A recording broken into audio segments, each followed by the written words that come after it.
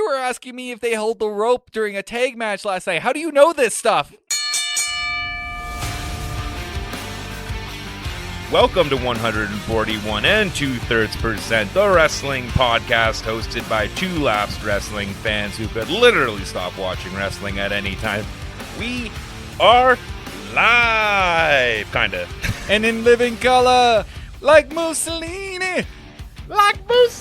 And Kennedy. Yes, our first time recording in person. I think this is the only time I've ever recorded a podcast in person, with the exception of all the Last Gen Arcade episodes that I do, because those are all in person. But this is the first time I've seen one of my best men in person for a podcast. The other one, it's impossible, but like that's totally fine. It's how he is. Which is funny because I record with him live almost exclusively.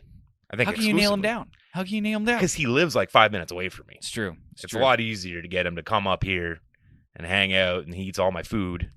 Smokes all my cigarettes, you know? Yeah, that's definitely... It's easy to bribe him. There's almost no food at my house. It's on the other side of the city, and I have no cigarettes. Yeah, so that's like no. 0 for 3. You're not winning that one.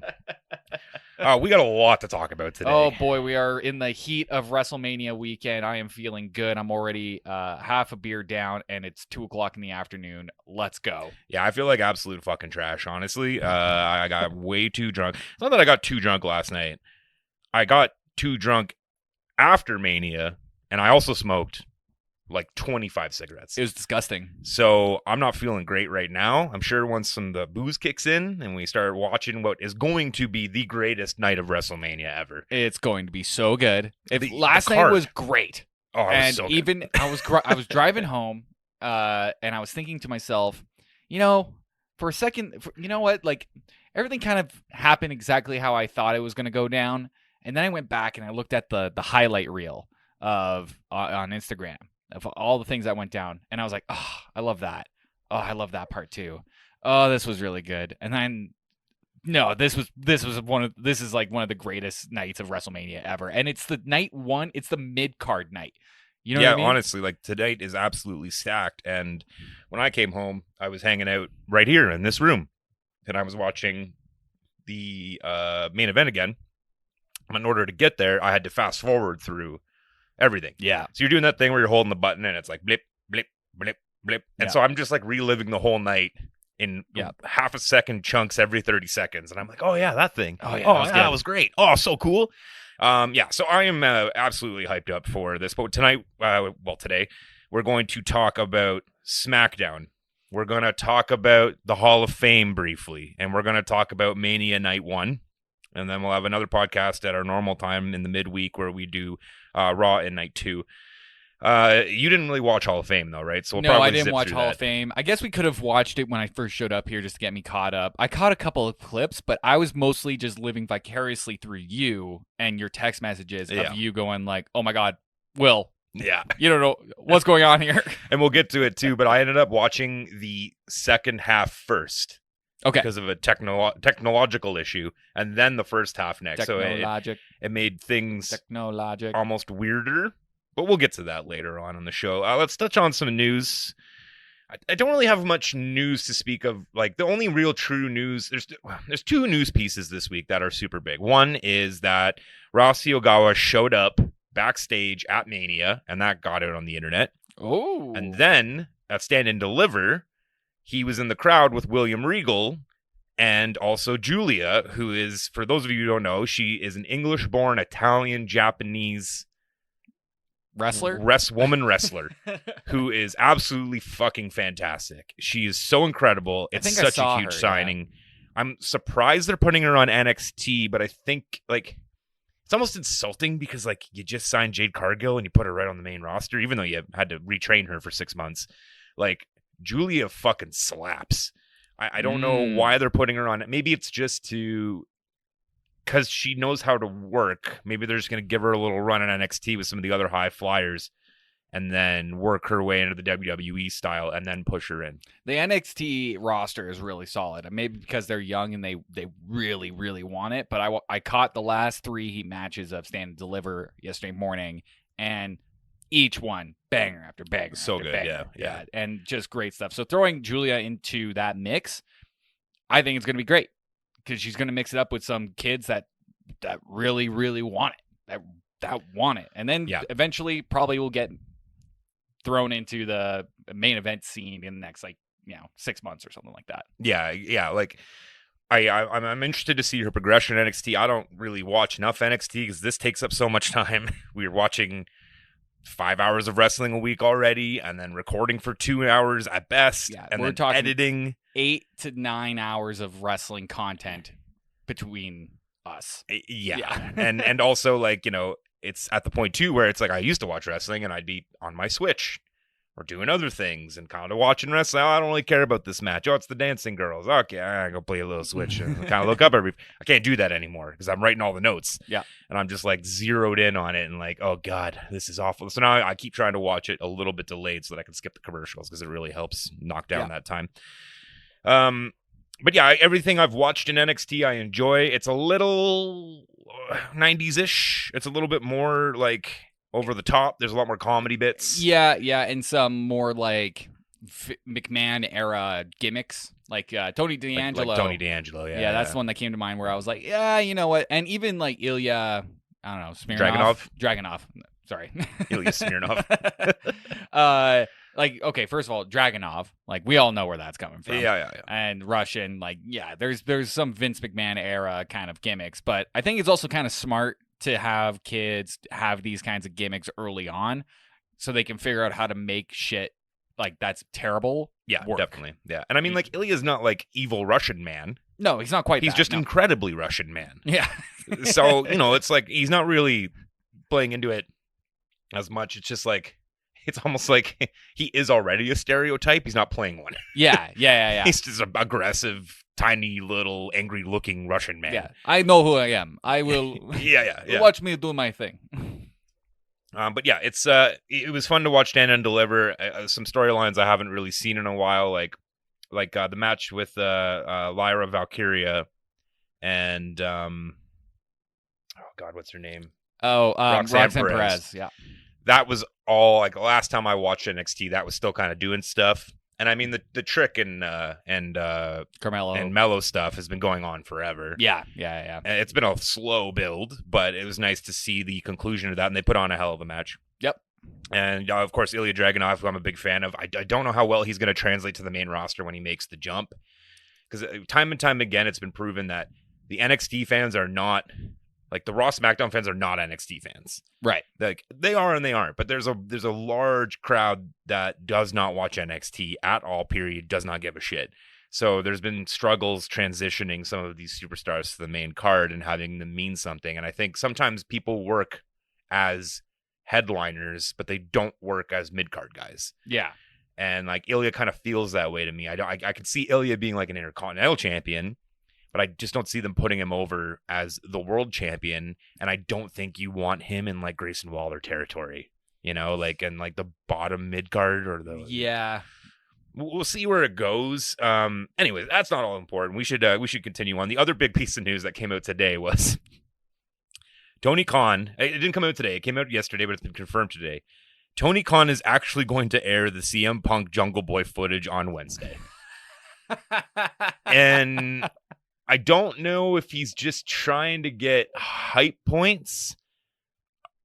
I don't know if he's pissed at what CM Punk said on Ariel Helwani and wants to disprove it. That sounds right. Because I don't remember very well the Helwani interview with Punk. I do remember it well, but I can't remember if they specifically talked about. They talked about getting Jack Perry to not use glass and the reasons why. Yeah. But I don't think they really delved too much into the moments directly before his match with Samoa Joe at All In. Yeah, I don't remember myself. I only got about halfway through, and I think the bit where it looked like they were about to talk about it, but it was around when they were talking about Vince McMahon and how they just crossed paths, and then that was it for them. Yeah, so I'm not sure how deep they went into that, but I don't know. I don't know what the impetus of Tony doing this is. Tony has unlimited money, and he can just buy his way out of everything. This guy is just a guy playing with action figures. I'm just definitely 100%. I mean, that's what CM Punk was kind of alluding to when he was talking to Ariel Helwani. He's like, he's not in the same business, and that's he didn't say it out loud, but a lot of people talked about how Tony is just kind of living his internet fantasies in his later years. I don't know why he would release this if it didn't look bad for Punk, or at least perceived that it looked bad for Punk. So I'm intrigued to see where this goes. Yeah. Because I can't imagine it looking bad for Punk. Like, Jack Perry's a little bitch boy. I mean, and probably the footage that we're going to end up getting is just like two grown men arguing, and then eventually they start hitting each other and people start pulling them away. Yeah, so like it's either, like I said, it's either it looks bad for Punk and Tony wants revenge, or he's just trying to go off the hype of that and try to build his viewership. I don't know. I'm intrigued to see what happens. He seems to be trying to capitalize on some of the success that WWE is seeing in the last few weeks here. He's even pushed Dustin Rhodes into the main event scene, into a match next Wednesday. Is Wednesday Collision? Or no, Dynamite. He said Dynamite. Yeah. Dynamite match with Dustin Rhodes and Samoa Joe for the World Heavyweight Championship. And I saw a promo earlier today where Dustin Rhodes was like, when I was 7 years old, my dad came home with the World Heavyweight Championship. And it's pretty much the Cody story for Dustin. Yeah. And older. Yeah. So, like, he's capitalizing on it. And I totally see why. I'm not against it. But, yeah, it's Tony. Yeah. It's Tony. Yeah, we'll see where it goes, man. Will I watch it? Yes. Will I watch it live? No. Yeah, I'll wait for the internet to show me. It's not going to get me to tune into an extra wrestling show this week. Yeah. And then this is not really news, so we'll just start off with this before we start talking about SmackDown. There was just a Drew did like a PSA at the Hype Show before Mania on the Friday. It was really good. He basically just shredded wrestling nerds, and he's just like, look, don't use wrestlers' real names. It's fucking cringe. Grown men with belts. You didn't win them. Fucking cringe. And then he also brought out some muffins for CM Punk. That's it. I encourage you to look at it because I'm not going to do it justice. That's and there's amazing. it's not news. Yeah. I just wanted to point out something that was the highlight of that pre-show thing that kind of sucked, honestly. So not sucked, but it's a pre-show. You know, I just put it on because it's Friday and I'm at work, and it's something that I don't have to pay attention to. Exactly. It's just hype for the sake of hype. My fiance was watching it, and she told me the exact same thing. She was like, yeah, you don't have to really watch any of it, but the Drew McIntyre one, that was good. And then, you know, she's a big fan of Jey Uso. So when Jey Uso and Jimmy Uso came out, and they were just going, yeet, no yeet, yeah, yeet, no yeet. Yeah. And she was like, I'm in. This sounds great. Yeah. All right, well, let's kick it off. Let's head into SmackDown on April 5th from the Wells Fargo Center in Philly, which is the arena where I know the Flyers play there. I think the 76ers play there. But anyways, it's right across the street from the Lincoln Financial Field, where the Eagles play and where WrestleMania was. So probably great for them to only have to work in like that one little area. And you kind of see some, not behind the scenes stuff, but some parking lot stuff later on in the show. Yeah. Oh, pretty quickly, actually. So it's the go-home show before Mania. The KO show leads us off. He brings out Randy. You shit on Logan. Then Logan shows up on the big screen. He's already at the link on the main entrance ramp. KO says, well, he's talking a lot of trash for someone who's across the street. So him and Randy run out of the arena and decide to go after him. And then Waller and Theory are under the ring and emerge and start chasing them, which was weird. Yeah. I guess the idea was that they were going to ambush them while they were in the ring, but they left the ring because when Waller and Theory came out, both of them were just like, "Where'd they go? They're that way." And it was a very much of like Saturday morning Scooby-Doo hijinks, like that's sort true. of bit. You can make the headcanon work on that. They didn't explicitly describe that, but like they did a good job of kind of conveying that. That's true. Yeah. And then we go basically right into the break. And then out of the break, Randy and KO are rocking a golf cart outside, and then KO can't get the emergency brake off or something. Randy's having a fucking field day. He's having so much fun. He's just like, oh, can this thing handle both of our weights? Oh, and he's sitting on the back, and he's like, wee. And then they peel off, and then Waller and Theory run from behind the camera as they are quote unquote chasing them. Yeah, But we'll touch on that it a little is bit later. Scooby-Doo to the max. Yeah, really, for sure. Yeah, and you know what? I'm here for it. It's so silly, and this whole kind of build up between KO, Logan, and Randy has been very Scooby-Doo like. And Logan is kind of like a Scooby-Doo villain. He is like, I mean, he's been so good at just being like just a smarmy a brick, smarmy shitheel that like tongue in cheek is like, this is fucking awesome. It's so good. He's having such a good time with it. All three of them are having a blast, and I'm here for it. Yeah, and Logan doesn't need this. So we've talked about it before. Logan doesn't need this. No. So he has a level of confidence that he can show off because it really doesn't matter if he gets fired. No, it doesn't. It doesn't matter. It doesn't. So yeah, we move into the Andre the Giant Battle Royale. I was happy to see it on SmackDown. I can't really track the history of it too well because I've been watching WrestleMania, like I said, basically every year since WrestleMania 12. Literally every year since WrestleMania 12. When they introduced it, it used to be a Mania thing. I think when they started, maybe the 2-night stuff is when they started it. But then they pushed it to the pre-show. Yeah. And then they seem to have stopped having matches on the pre-show for the most part. So it was good to see it on SmackDown and getting some actual screen time. I love a Battle Royale. Yep. I love a Battle Royale gimmick. It's hot chaos and stuff that I complain about a lot on this podcast, but it's it's going to be hot chaos going into it. Yeah. And there's going to be a bunch of undercard guys on there, and it's always fun to point out like the people you haven't seen in a while, like, oh hey, Apollo Crews.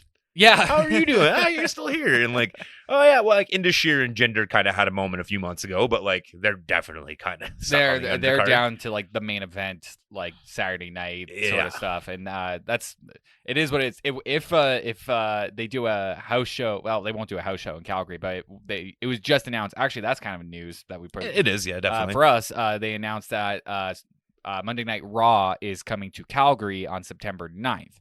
So we're a little hyped. Our friend group is a little excited. Just a touch. It's loud. It is a loud friend group at this moment.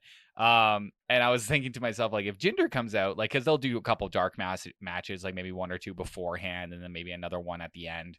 And if Jinder comes out because he's Calgarian, I want to be there for Jinder, and I want to be like, yeah. And nobody's gonna know. Like, I bet a lot of people in that audience, like we saw it at SmackDown, even though we weren't really up. Well, you were up to speed. I wasn't up to speed, but I don't know how many people in that crowd would really know Jinder. And he's not on TV very often. Yeah, but if you're a wrestling fan, like if you're a wrestling fan in Calgary, Jinder's from Calgary, but it depends on how long you've been a wrestling fan too. True. It's like it made a lot of news when he won the championship because it's like, oh, a Calgarian wins the championship. But yeah, it's interesting to see what's going to happen at that show because I was thinking about this leading up to because Mania is a time of change. Oh yeah, Mania it's a new beginning and it's a passing. It's the season finale of wrestling. Yeah, but it's also the next day is the season premiere, and sometimes Mania can launch things. But it is a time of change, and it's the end and beginning of the calendar. Yeah, I don't think we'll get Cody on that card. Who fucking knows? But who knows? He might just bring the belt to Raw. I have no clue what wrestling's gonna like. You think about all these things that have passed, or us being at SmackDown in August.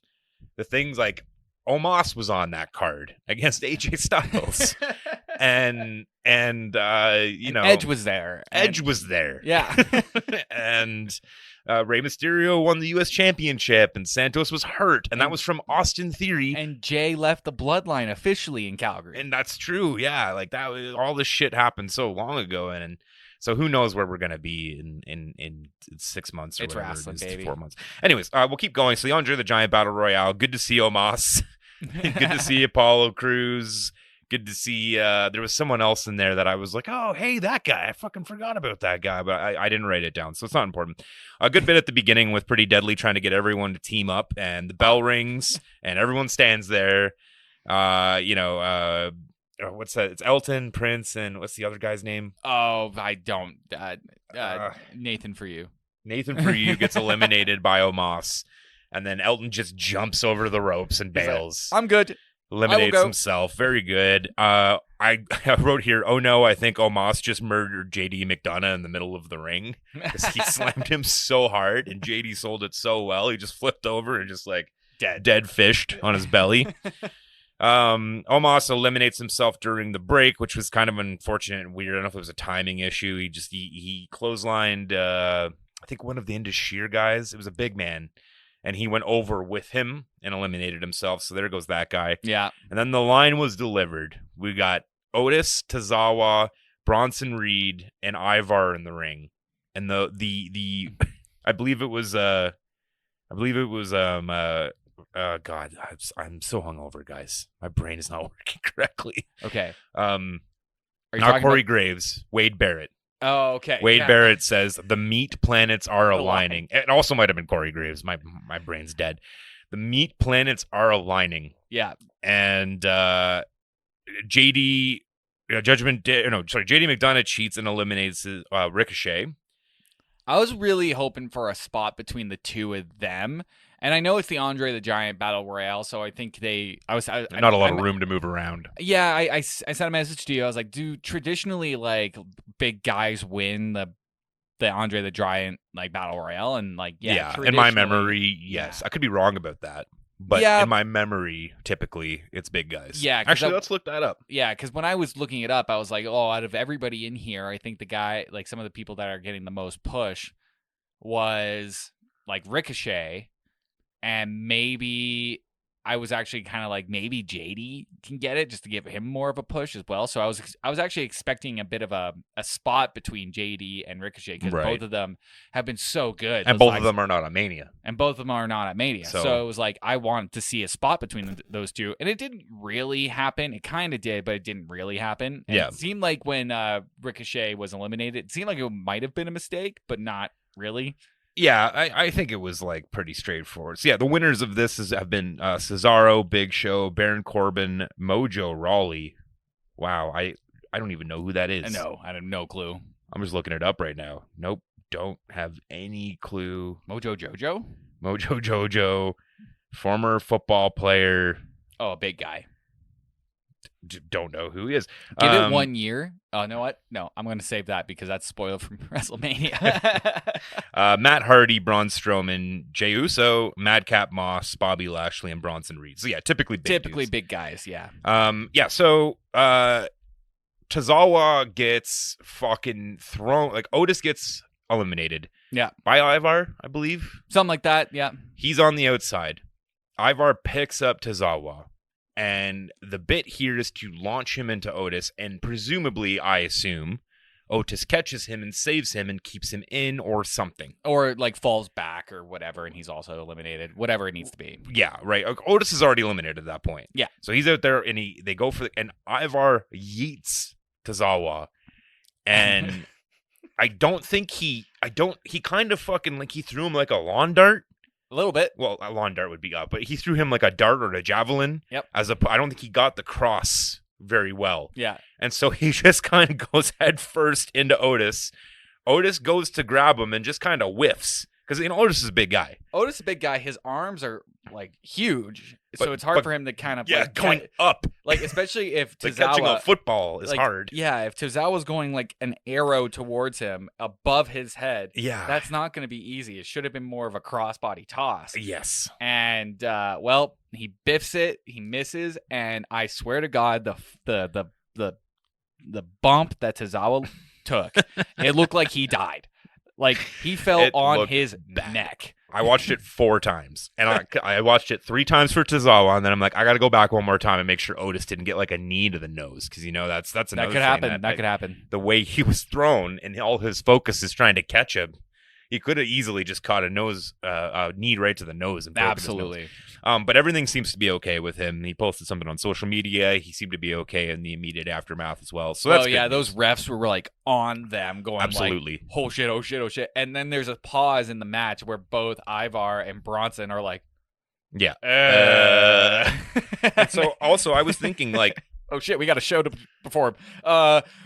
Yeah. Clothesline. Yeah.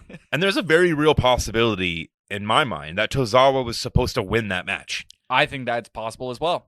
You know, it'd be kind of a bit to have him win the Andre the Giant thing, but like that's kind of what these matches are for at this point. Yep. I definitely see a path where Otis was supposed to save him and he was supposed to win. I was really looking hard for the audible, and I did not see it. I was looking for a ref to come in and like just whisper something into Bronson Reed or Ivar's ear. But the way it ended too also seemed scripted. It seemed like that was the plan. That was the plan, yeah. I can't say for sure. I'm interested to find out if it leaks on the internet. I think it probably would have at this point. But what was probably going to happen was, he was going to save Tozawa, throw him back in there, and then he was going to get eliminated in some other way. Some other spot, yeah. Or maybe it would have been like him versus Bronson Reed. Yeah. And an Ivar would have been eliminated first or some shit like that. Or like Otis throws Tozawa back in, and then there's a moment where Tozawa gets back up and he sees the two giant men in the ring and then just leaves himself. Yeah, exactly. Something like that. But Ivar and Bronson had a great back and forth at the end here. Some impressive moves. They're both like super athletic big men. Yeah, this is actually one of the most impressive performances I've seen from Bronson Reed. I almost became a fan. Almost. I almost fucking launched Coca-Cola out of my nose on that. You really do not like Bronson Reed, huh? Hey, it's nothing personal, but it is. It's business. It's business. But yeah, great Andre the Giant battle royale. Great job by Ivar at the Bronson at the end, and nice to see Bronson win something. Fucking guy. Yeah. He's so stuck. They keep trying to push him in different ways, but it's like he's kind of in like Nakamura territory. Yeah. He's like somewhere between the mid card and the main card, and he's mostly just there to serve as like someone to get squashed by a main carder or someone to like be to put over somebody on the mid card to go up to main event level. Yeah, exactly. So but props to them. Great match. So now we move on. Logan Paul is back in the arena and heading into the break. And we see that he's in the arena because he walks by like a sign that says the Wells Fargo Center, and the announcers let us know as well. Then, what was very interesting, out of the break, we get Karrion Kross cutting a promo to camera. Karrion Kross with Final Testament with some cinematic undertones. Mm-hmm. I'm sick of this feud, but this was a great promo.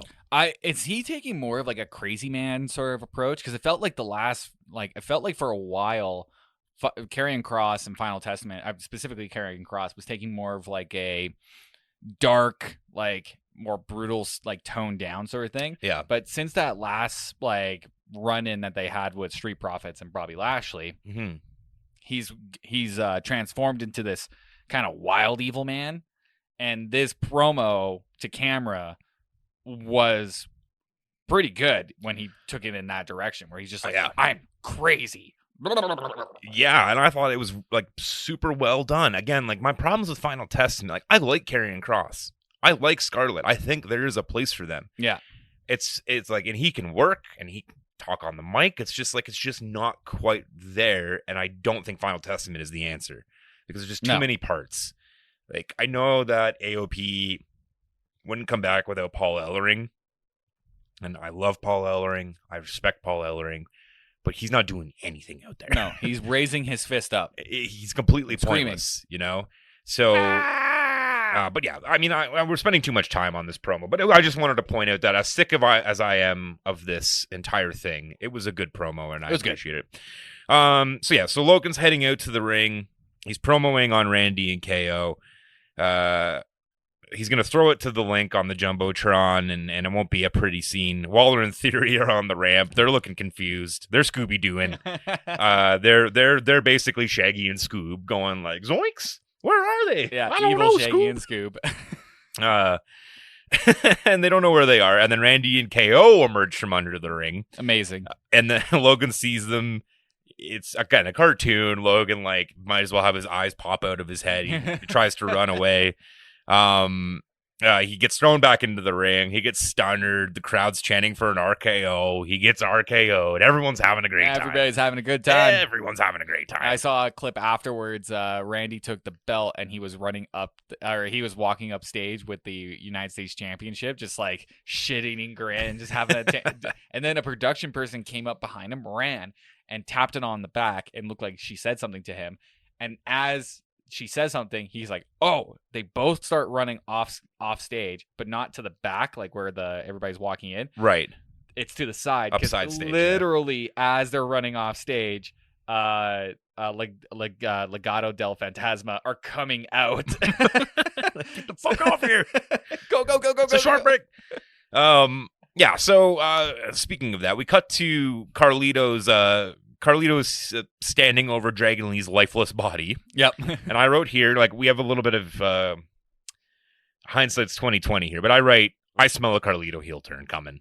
I think I was with you there. Like it's, Carlito. It's been fun to cheer for Carlito. They really haven't done anything with him. No. It's fun to have him back, but he works best as a heel. He spits in the face of people who don't want to be cool, and I want him to continue doing that. We want apples. We want apples, and we want Carlito delivering like shit heel promos. And then Selena Vega heads out with Rey to fight Elektra. Elektra comes out with Santos. They look at the entranceway, and out comes Dom and Andrade. I smell an Andrade face turn. I read here. So what are we talking about? Like, at the moment, I'm feeling what, double turns. Double turns. Andrade goes one way, Carlito goes the other. Interesting. But like I'm really much more feeling an Andrade face turn, and I have been for weeks. So So out of the break, they're already fighting. Not really a great match, honestly. For two people who are supposed to be like rivals, it seems like they haven't worked together much. Not very much. I think they have, though. Yeah. Like, they must be working on house shows. It's hard to. I don't know. It's hard to say. They've been feuding as exclusively the two women in these factions for like 2 months now.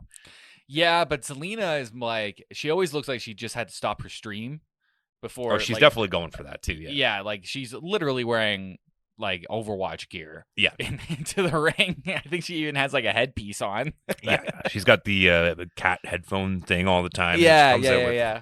Fucking slipper, which I hate. But yeah, not a great match. At the beginning, Dom gets his face slapped on a distraction, and Elektra gets the pin. Crowd is basically sitting on their hands. They don't give a shit about this either. And the crowd was pretty hot. I mean, it's a WrestleMania Smackdown crowd. Yeah. And there's like, they're not really into it either. Dom and Santos jump Rey. They want Andrade to jump in and beat the shit out of Rey. Then he takes them both out. Massive pop from the crowd. Yeah. The crowd's sitting on their hands all match. And they're like, yay, something we care about. Yeah, it's kind of funny how they've been pushing Andrade for so long now. And I think this might be the thing that kind of like, that brings him over. Like, yeah. And we'll see. Had him fucking around, right? Like, he came in at Rumble. So it's been, about 2 months that he's been here, and they've kind of just punted with him. They built him a lot. They had some video packages, some squash matches. Yeah. And he started kind of talking to Judgment Day and kind of talking to LW. They obviously wanted to build this up to have that big pop and hook. Yeah. But, again, I could still see him turning on LWO eventually tomorrow. Yeah. But we'll talk about that when we get to it. Any other thoughts on this match or any of this? Like, it's all fucking... No, I'll save every other thought that I have about them till their WrestleMania. Yeah, okay, cool. Naomi and Bianca come out. They're both cowboyed out because, like, I wrote Beyonce. I don't know. That was the first thing that I was making. It's got to be Beyonce. That was the first joke I was making to Kate, and she hated me for it, and totally fair. And then Michael Cole. Which, he hated you for it? No, not Michael Cole. Graves made the same joke. I think he called Jade Cowboy Cargill. So... What? Did Kate not think it was a Beyonce thing? No, she just hates me. Like, she just, like, any joke that I would say. Like, clearly it's a Beyonce thing. I was like, Cowboy Carter must be coming out. And she's like, shut the fuck up, Will. Like, they're playing it. They're in Philly, which you don't know this because you don't care. But the Philadelphia Eagles and the Dallas Cowboys are, like, mortal enemies. Beyonce fans? Big, massive Beyonce fans. And Beyonce unites us all, Will. Oh, I thought it was Taylor Swift. That just unites white people. Yeah, exactly. Okay.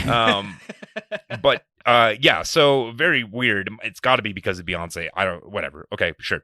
They start promoing on Damage Control, yada yada yada, hype. Bianca does a solid and puts Jade over really nicely before introducing her. She's got the huge entrance that we saw last week. She's cowboyed out as well. So why not? Yeah. Like, yeah, and I mean, as she's walking down, like as she starts her entrance, and they do this, when she's in front of those lasers and she does her like strongman pose, it became very clear. I was like, she gotta lose that jacket because what we're here to see are her muscles. Yeah. And she realized that as like halfway down the ring, she's like, I gotta lose this jacket. Like they're gotta get rid of this. You are not doing that many arm curls and that many push-ups to just wear this giant jacket. Fuck that. To wear a big baggy motherfucker. Yeah, no. Take it off. We're here to see this giant Amazonian sized woman kick ass. Yeah. Yeah. Absolutely. Exactly. Yeah, you got to sell what got you there. Yeah. And then she delivers a cringy promo. She's still not great on the mic. Great at the mic, but actually we'll see him at I'll save it for WrestleMania. Save it for WrestleMania. But it was better than the first one. I'll give her that. Yeah. Then we get Jay doing a Jay promo. Yeet. JB and Jay. Going for your dog. Yeet. I'm going to get you. Yeet. I'm going to fight you. Yeet. I'm Samoan. Yeet. You're Samoan. Yeet. We're brothers. Yeet. Ah. Ah. Ah. Like he's just like he's on permanent cocaine. Like he's on permanent speed. Yep. It's straight to the veins. Then we get Rey, Andrade, and Vega hanging in the back. Ref comes in to say Aldis told him that Dragon Lee can't make it tomorrow for Mania. Andrade offers to take his place. Carlito comes in with support for it, but you pointed out when we were texting there was a flash. There's a little glint in his eye. Like, fuck this. You could see a tiny apple sparkling in his eye, and he thought, I want to spit in the face of Andrade people who aren't cool. Doesn't want to be cool. I could spit in his face. But yeah, Carlito's fine with it, and I was actually like kind of shocked that they didn't do a little bit more over the top reaction by Carlito. Is Dragon Lee hurt? Did you ever see anything about this? I don't know. I didn't see anything. Like, was this the plan all along? Maybe because if it was, it could be the plan all along, just to push Andrade a little bit more. It's just a weird choice to have him join LWO. Like that was it. Remember, like Ray was like, "No, I've got a guy," and I saw online, and I was kind of thinking about this, but someone online articulated better than I could. Was you could see Carlito turning because like first he's like doesn't get the call up for Mania, Dragon Lee does. Then he takes out Dragon Lee, and then Ray picks Andrade, and still not Carlito. Yeah. And then Carlito could really identify with Santos because Santos kind of felt the same way. Yeah. And Dom, which we'll talk about Judgment Day a little bit later in our thoughts about where that's going. But you can kind of see a Carlito, Santos, Dom, LW No thing happening over there. That could definitely go down in really quick timing. It'll only take a week or two to get it over. But then we go on to New Catch Republic versus Waller and Theory. New Catch Republic got a decent pop coming out, which was great for them. They're great. They're really starting to like get some crowd behind them, and I'm a big fan now. Like for a while there, I was kind of like on the fence with New Catch Republic. Yeah, because first they came out as Tyler Bate and Pete Dunne. Yeah, and then they came out with New Catch Republic, and I was like, I like that name. Yeah, I like the catch because the history behind it. I'm not sure how many like people who aren't into wrestling as much as we are will catch the reference. Yes, catch. Yeah, get it. But something wasn't clicking quite yet, and then they started getting matching gear, and I was like, there it is. Yeah. And since then, I've been all behind him. I haven't seen him on the mic at all, and probably for the best because I saw one promo with them like a while ago when they were in the cafe. Yeah, it didn't seem that great. Bate can talk. Yeah. And I don't really know about Dunn as much, but like Bate can talk. It's just that he can't do anything other than smiley, happy, over like super excited to be here. Yeah. So it's not really much you can really do with that, but he is very natural at that because he does feel that way. Yeah. So, but yeah, so they get a decent pop. It's unreal how much better Tyler Bate looks with the new gear and the hair up. Yeah. Not wearing the tighty whities. It's just like he just looks more sellable. Absolutely. The hair is really doing it for me for some reason. Yeah, like, I thought it's the diaper, the hair. getting rid of the diaper would be something, but like it's something like I don't know what it is, but the hair really. I think he might be a short hair guy. Like, yeah, maybe he's just a short hair guy. Yeah, trying to pull the long hair off, and just might not be working. I tried long hair, didn't really get that long, but it just wasn't working. Yeah, eventually you gotta. It's tough because you gotta really grow it to get to long. You have to go through that weird middle ground where it's like, and it's at that point where it's in that weird kind of middle ground. And for some people, the middle ground will take longer than others. Like maybe if he had like Edge, Christian circa 2001 hair, maybe that would look better. But right now it's kind of like it's just not working. So tie it up. No, it's a great point. We're talking about hair. This is a wrestling podcast. It was a fantastic match. It was very crisp and clean. I mean, this is how you do cruiserweight in 2024. Yeah. I'm like all four of them. We've praised them all in their wrestling abilities. And like just to have them all in the ring going was just a terrific match. It was nothing like incredibly special, but they paced it in such a way that even though they were doing crazy shit, it still progressed as it went and got cooler and cooler and better as it went. Knew the formula. And just really, really well done by both teams. The Birminghammer is a fantastic name for that finish. Really, really enjoy that. Really great to hear that. So New Catch Republic wins, and very quickly Judgment Day comes in and beats the hell out of everyone, which they've been doing repeatedly. Yeah. And it is what it is. We'll talk a bit more about when we. And Rhea's there too. She's it looks like she's committing to the long hair, the extensions on them. Yeah. And I took note of it because my fiance, she loves Rhea Ripley, just loves her, and she's like, oh, there she is. Oh, she looks so good. She always looks so good. I'm not a fan of the long hair. I don't like the extensions on her. Fair enough. But also, I don't really care. Look, Tyler Bate. Long hair's not working. I care more about Tyler Bates' hair than I do about Rhea Ripley's because I am sexually attracted to Rhea Ripley, and I am not sexually attracted to Tyler Bate until he gets a haircut. Yeah, we'll see where that goes. We all know my thoughts on Damian Priest. Yeah, exactly, and the hair is certainly a part of it. LA Knight comes out, promos on AJ, crowds are behind him. It was a straightforward promo. Straightforward, and then he goes for the big line and chokes on his gum. Yeah. He did the very best he could do with that choke. It sucks when it happens. Like, he didn't suck. It sucks when that happens. And yes. You can't do anything about it. You can't do anything about it. And then after the choking on the gum, I think he swallowed the gum. But after that happened, he just went back into like some of the standard promo bits there, where he does like some of the pointing at the sign and then pointing back to the ground. It's like, and then pointing LA Knight and then saying yeah.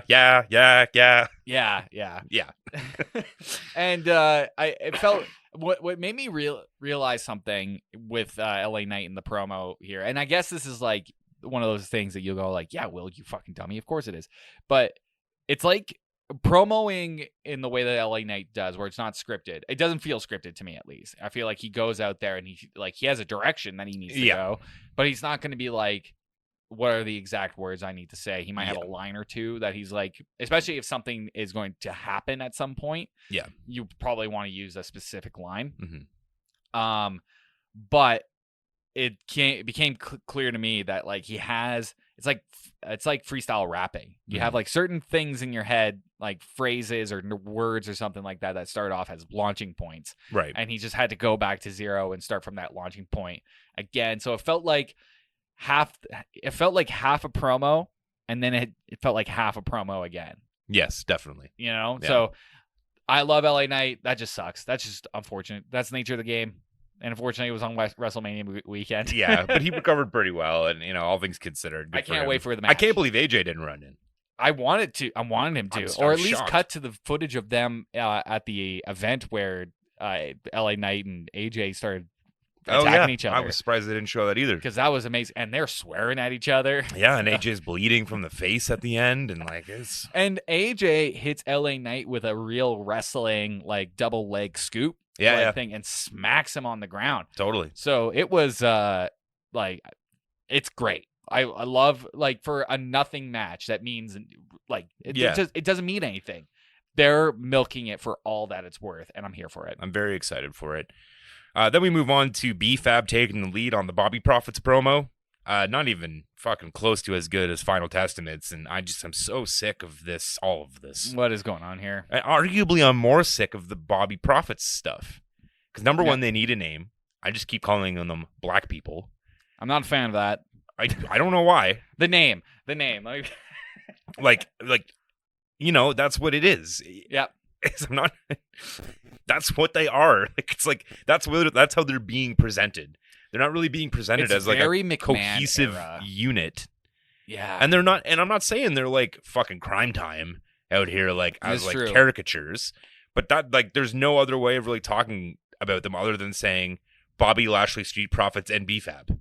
So black people just works better because it's like. It does sound weird saying Final Testament against black people. Or black people against Final Testament. Because I don't mean it like that. But anyways, promo's stupid and dumb and I don't give a shit. Yeah. And hopefully it's over at Mania. Jay comes out loaded on caffeine or blow or prime or all three. He's up against Solo. Solo comes out by himself. I wonder where this is going, I wrote. Because, why is he coming out by himself? As expected, Jay runs in, takes out Jay. Yep. Rollins and Rhodes comes in to help. Cody pulls off the weight belt, gets a whip in on Jimmy and a whip in on Solo. They run away. Jay grabs Jimmy, throws him back in the ring. He gets fucked up and whipped and all of that shit. Cody wants a mic. Says that they're going to slap The Rock so hard his ego will leave his body so he remembers what it's like to be the people's champ. And then he's going to dethrone Roman on Sunday. Woo! It just nails the hype promo. Let's fucking go. And then I just wrote at the end here. The episode is over. No Carlito heel turn. Yeah. And no extra bloodline stuff. And it becomes clear because the Hall of Fame ceremony is immediately after. Everybody's getting prepared for the Hall of Fame ceremony. So Roman's in his suit already. Working on his speech and stuff like that. Rock has got his Versace on, or he's looking for more Versace. Yeah. And Jay, the people that are in there, Jay, Jimmy, Solo, Cody, Seth, none of them are presenting. Rock's got to be on mic later in the Hall of Fame. Roman's got to be on mic later. Yeah. Kind of I wouldn't say it's a weak go home show, but I guess you're holding it up against, and not you specifically, but the Royal You. The Royal You. You're holding it up against the Chicago Raw. Mm-hmm. And that is. The Chicago Raw is the penultimate episode. It's the Game of Thrones episode 9. Yes. Or what was the big one? No, 9 was the big one. It was the Battle of the Bastards before the finale. I would probably say to WrestleMania 1 or Night 1 was probably Battle of the Bastards. Right. And then the episode before it, in episode 8, where it's they're just getting hyped up. Tonight is going to be the Red Wedding. The Red Wedding. Yeah. Everybody's dying. The Rock is going to stab everybody. But yeah, we'll get there. Let's move on to the Hall of Fame ceremony. Like we were saying, Will didn't watch it. I did not watch it. You know what? I'm going to make it clear on this show. I hate most ceremony shows, Hall of Fame or award ceremonies. They're mostly just cringe fests across the board. I'm all here for it. I'm all here for a good cry. It depends on how it's handled. But wrestling award shows, unfortunately, I'm sorry, wrestling crowds, you're not the right people for these events. To me, it just comes off and it's totally the fan stuff. I'd rather this be in a closed house sort of thing. Where a theater or something like that. A couple thousand people and stuff that are wearing nice clothes, no one to be silent. Yeah. You know what I mean? Yeah. Because I a stadium full of just wrestling fans that have been sitting there for 5 hours. 5 hours towards the end of Hall of Fame. And how many of them have tickets for tonight, or for that Friday, for Saturday morning? Yeah, that Saturday night. Yeah, the Slammies, and then WrestleMania Night 2, and then Monday Night Raw. These people are going to be they're going to be so drunk. Yeah. You're definitely going to run into that, right? We've So, already seen a couple people that have been in the front row for Mania Night 1 and for the Smackdown and for, well, the Hall of Fame, obviously. Green shirt guy. Hall of Fame ceremony. For me, it's grade A meta watching. It's always interesting for me because I don't typically watch Hall of Fame through these years. If I will watch, if it's someone I really truly care about and I'm excited for them to get in, or I'm very excited to see the inductor. Mm-hmm. But for this one, like I was like, oh well, we have a fucking wrestling podcast, so I guess I'm watching the Hall of Fame, basically. Yeah. And I got 2K24. I'm not watching the Hall of Fame. It's fine. You didn't miss much. Yeah, like at the beginning, they're doing like a pre-show to the Hall of Fame where they're just kind of interviewing people, right? And that was probably the most interesting part because it's like really meta. Like you're talking to Trish Stratus, you're talking to Natty Neidhart, you're talking to CM Punk, and everyone is like staying, like they're not in like some of them are in character, some of them are like in the middle, and some of them are just completely out of character. Yeah, like people are like, you know, like people. That's another thing for me a little bit. It's like they don't even know how to approach these I think events. you have to kind of maybe lock down, this is how we want to approach this. Yeah, you are yourself. You are Paul. You are not CM Punk. Yeah, you know, Phil. He's Phil. Sorry. Yeah. Like you know, that's what I would kind of rather see. Speaking of Phil, I think it was at the Hall of Fame ceremony, or maybe it was the pregame of Mania. No, it was Hall of Fame. It was one of the cringiest fucking moments. It wasn't Jackie Redmond interviewing him. It was like the black brown girl, Kayla Braxton. That sounds right. Yeah, I think that's her. She was like, "Oh, so you know, CM Punk, you're going to be like, what are you most excited for WrestleMania tomorrow?" And he's like, "Well, you know, I'm going to be commentating that match against those God, what's their?" And he was trying to do a bit that he didn't remember their names because they weren't important. And Kayla Braxton just deadpanned him. And I think she thought he actually couldn't remember their names. So she just did not play into it. And Punk just kept going, give me something here. Like, work with me. It felt like 30 seconds. It was probably 5. Oof. But it just was so fucking cringe. Yeah. And then, you know, at the end, CM Punk was almost like, yeah, Seth Rollins and Drew McIntyre. Like, come on, Kayla. Like, get your fucking shit together. This is theater, goddammit. And then, you know, he's such a divisive figure, especially in the internet wrestling community, because everyone wants to slurp Tony Khan's dick in AEW, and they think, you know, CM Punk is a monster. I understand why. It's because he has a lot of money, and we're all waiting for our own paycheck. And look, and when he buys this podcast out, which he will, yep. We are going to be full AEW fans. Absolutely, dynamite for life. So, the internet wrestling community is like on Reddit. They're talking about how like there were people who legitimately thought Punk forgot their names, and it's like it's clearly a bit. Yeah, you can complain about Punk. I think, you know, a lot of the AEW fans are. I don't want to be that guy, but I'm going to be that guy. He's gonna go there, everybody. He's gonna do it. I'm not the man who's wants to sit there and call AEW fans a bunch of like Mark woke people who are trying to virtue signal their way to internet points, but they are. Woke people, that's interesting to call AEW fans. When you've been following it as long as I have, like it really is like, you know, AEW starts as like this counter programming to WWE, and WWE is a giant evil corporation, and I understand that. They're less evil now, I feel like, but they're still evil, and we'll talk a little bit more about it with the Thunderbolt Patterson thing. But, you know, they always like to, like, you know, they don't like that CM Punk punch someone in the back and hurt their beloved Young Bucks. And it's like, they're wrestlers, they're men. And just like Punk said on that interview, you know, at the St. Louis Blues practice, there was a brawl. And that happens in, like, hockey and shit. And, like, these are fucking dumbass monster men athletes. Yeah. Shit like this happens. And you can sit there and try to say, you know, we live in a different society and blah, blah, blah. But like that is the root of the wrestling business, is a bunch of dumb idiots hitting each other for money. Yeah. So anyways, I'm going off on a tangent that I don't want to. The pre-event interviews, other than Punk, just some highlights. Trish Stratus is in the house. Natty Neidhart was in like a suit thing, and she was fucking pulling it off. Yeah. I've never seen like a woman like pull, like just the cut of it was like excellent. I encourage everyone to look at it. And then, oh my God, Nikki Cross is there. She's alive. Yeah, I had to.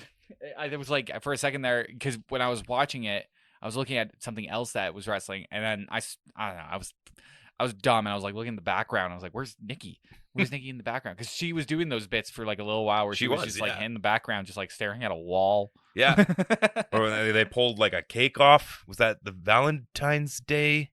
What's the bit that they did that with Halloween brawl? I think it was. Yeah, maybe. They had like a candy themed Halloween brawl, and they pulled a pumpkin or something, and Nikki Cross's head was just sticking out of the table, and she was just staring. But I did hear online, because someone was asking about Nikki Cross online. Someone was like, "Oh, well, like she's really beloved in the locker room, and she's getting her PhD right now." And like WWE just seems like they're just kind of supporting her in general because of how much everyone loves her. So they're just kind of keeping her on the payroll and having her show up every once in a while. I like that. So good for her. And then Shayna Baszler delivered what is like, you know, like you see in these moments where they're themselves, and you're like, just have Shayna Baszler be herself. Yeah. She is so much better as herself than the characters they've attempted to have her portray on multiple times. And she was also in a suit, but she was like Natty Neidhart was in like a tux. A tux cut to look good on a woman. Shayna Baszler was wearing like a Seth Rollins suit with like a giant gold cummerbund and shit. And she looked fly as fuck. And I'm like, I want to see her on Raw. I want to see that woman come out and just be a smug, confident lady in a fucking suit talking trash to everyone. She would make so much money just being herself. Yeah. We've talked about Shayna Baszler before. So I went to smoke, and the shitty WWE app booted me from the replay that I had paused. So then I had to move live. And I was already behind at this point because I was watching Smackdown on a tape delay. So I start watching. And so I watched Thunderbolt Patterson and Leah Maivia get inducted first before I watch the first half. So mostly, I wrote a lot of notes here. I just want to touch on all of this quickly because I've spent way too much time on the Hall of Fame already as it is. Thunderbolt Patterson.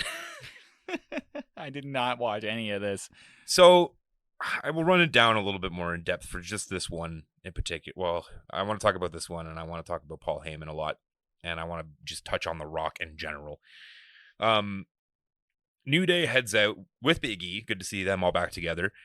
And then they go out to they basically go out to introduce the guy who's going to introduce induct Thunderbolt Patterson, because Thunderbolt Patterson specifically asked for this wrestling journalist to induct him, and so I think WWE was happy to let him do that, but they needed some context. They needed to give the audience some context to who this journalist was before. Not even that. They just want some WWE people to be out there. Oh, okay, fair enough. You know. All right.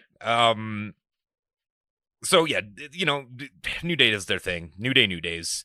They show the intro package to Thunderbolt Patterson. It's really well done. It's really great showing the importance of Thunderbolt Patterson. But you can tell because Thunderbolt Patterson basically tried to improve workers' rights, and then they just, blackballed him. So they have no footage of this man. So in this promo package, they really are pulling from the same 6 clips they have of him talking on a mic from WCW in 1985, and very brief shots of wrestling matches. They really don't have a lot of content to do with him. Right. But he comes out as he sees Jerry Briscoe. Jerry Briscoe is instrumental in keeping the importance of Thunderbolt Patterson alive. And they're definitely focusing more on him being a trailblazer for black people as opposed to workers' rights. Because they don't want to talk about the fact that they still have terrible workers' rights. So they do a great job of introducing him. Then Thunderbolt Patterson hits the mic, and he immediately says, "I have to pray." And I'm like, oh no. Here we go. This man is 83. He looks so very old. please stay wholesome. I wrote, please stay wholesome, please stay wholesome, please stay wholesome. And he ended up kind of pulling it in. He mostly just talked about God and Jesus for a bit, and then about acceptance. And he said people need to stop playing the race card. I think he just doesn't really know what that kind of term has evolved into at this point. Right. But I also read some stuff online that he was like Teddy Long had a story about him that was not very nice. Oh, really? So I don't know. This seems like there's a lot of black wrestlers felt like he was willing to kind of Uncle Tom them and bury the black wrestler. He's a controversial man, apparently, but I didn't really want to look too much into it. But yeah, he kind of pulled it into the station. So it was an interesting first inductee for my night to watch go in. I was getting this all from text messages while Tyler was watching it, and so I didn't really. And I was incredibly high, and you were just. It was like live streaming while I'm looking at my phone and then trying to beat Roman as Cody in 2K24. Finish the story. Finish the story. So then Leah Maivia gets inducted. I did see some of this, and it is weird. It's weird. First off, they do a video package narrated by the woman who plays this woman on Young Rock. So the woman who plays Leah Maivia, is doing is narrating the video package. I forgot about that show. That was a show. That was a show. That is a show, I think. That is a show? I think that is a show. How did it get what? Okay. So all right. Okay. Then they lead out of that video package. They don't even lead out of in the video package. Right near the end, it transitions into a promo for Young Rock. No, she talks about Leah Maivia's life, and then she's like, her indomitable spirit and yada yada can be still seen on Young Rock on Thursdays on Peacock. And I'm like, what the fuck is happening? Why are you turning this into a Young Rock promo? Then The Rock comes out. They give him love. And then I write, please don't turn this into a promo. Just induct your grandmother into the Hall of Fame and don't turn it into a fucking promo. Please don't turn it into a promo. Yeah. And this is before, this is occurring in the time of in this stadium. This is after the Muhammad Ali stuff, which I'll get to later. Mm-hmm. And if I'd seen the Muhammad Ali stuff already, I'd have been like, oh fuck, I would have really felt like, don't turn this into a promo. You already did a promo earlier. Yeah. Just induct your grandmother and don't be that guy. He comes out, he does a great job induct, but then very quickly you're like, oh fuck, he's in character. He very briefly, he basically did the whole thing in character. Yeah. He was wearing sunglasses, wasn't he? I don't remember. Okay. Because I noticed that there's a difference between Dwayne Johnson and Final Boss Rock. And it's sunglasses. Dwayne Johnson wears actual glasses. Probably not prescription. Right. But or maybe prescription. I don't know. Yeah. But a nice pair of reading square glasses, frame, clear glasses. And then when he's Final Boss Rock, he's wearing rock glasses. Sunglasses. Versace optional both times. Yeah, exactly. He kind of delivers the induction, and then he says something about Dusty Rhodes and then Mama Rhodes, and then he starts talking directly to Cody and says what happens this weekend is not business, it's personal. And I'm like, God, here we go. Can we just decide if the Hall of Fame is going to be kayfabe or not? Yes, like I was saying earlier. Just pick one. And honestly, I'd rather it be real, because it is a recognition of someone's lifetime achievement. Don't do this shit. It's fucking cringe as fuck. It makes me not want to watch the Hall of Fame ever again. Yeah. It makes me also just additionally hate the fact that The Rock's grandma got announced a week ago, because The Rock's probably like, oh, we should throw my grandma in there at the end. And she deserves it. Don't get me wrong. He introduces his own mother, turns it into a bit of a promo saying she also wants to smack Cody's candy ass. And then a fan said something to him on the way out, and he looked like he wanted to fight that fan. Yeah, I don't know what that guy said. Oh, apparently somebody read their lips. This is why the internet can be a great place. But it was just straight up like Cody. He said Cody's gonna knock you out, and then Rock turned it into a promo. So it didn't seem like it was actually like like Rock was pissed off in real life. Yeah. It was because if Rock was really like, if somebody said something horrible to him, he probably would have just walked away. Right. But he saw an opportunity here to milk more Cody stuff. Okay. And so he turned to him and was like, "What'd you say?" Right. And and props to the dude. He looked scared, but like he did go like, "Cody's gonna knock you out. You're a sellout." And The Rock was like, "You shut your fucking mouth," or something like that, and walked away. So he turned it into it was a promo. It was definitely a promo. Right. Yeah. So I found a way to go back in Hall of Fame. Okay. And so then I started watching the Hall of Fame from where I left off. All right. Yeah, last we talked, Shayna looked dope as fuck. More interviews, but let's get on to the show. The intro is kind of showing different people in the crowd. Stephanie McMahon is wearing an ECW leather Kangol, which is just like so nice. Like that is like that's a good touch for her. Very good touch from the Invasion days, I guess. Yeah. LA Knight looking fly as fuck. Yeah, he looks so good. I don't think I saw a clip of him. I saw this. Kate showed me this video on Instagram, and it was like from the WWE Instagram, and it was just footage of Rhea Ripley. She's sitting in the chair. She's sitting next to Cody and his wife. What's her name again? Bianca or no? Oh god damn it! I can't remember. Anyway, Brandy Rhodes. And it's one of those clips that you see, and there's more that you get out of it. Like the more you look at it. So first you just see Rhea Ripley going like she's just waving, she's selling, she's doing her like little like creepy smile sort of thing. Yeah. And then you see, and then you keep watching and you see behind her that Jimmy, he realizes he's on camera because he's enjoying himself, and then he sees the camera on and he's like, "No yeet." He goes full yeet face.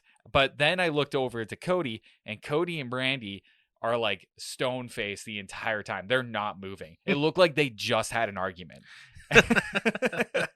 So it's one of those things, as soon as you start peeling the layers back on that little video, I was like, what is going on?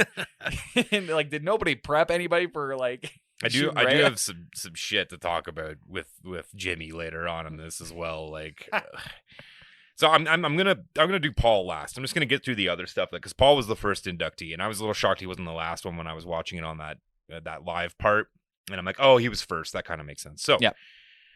Alundra Blaze inducts Bull Nakano.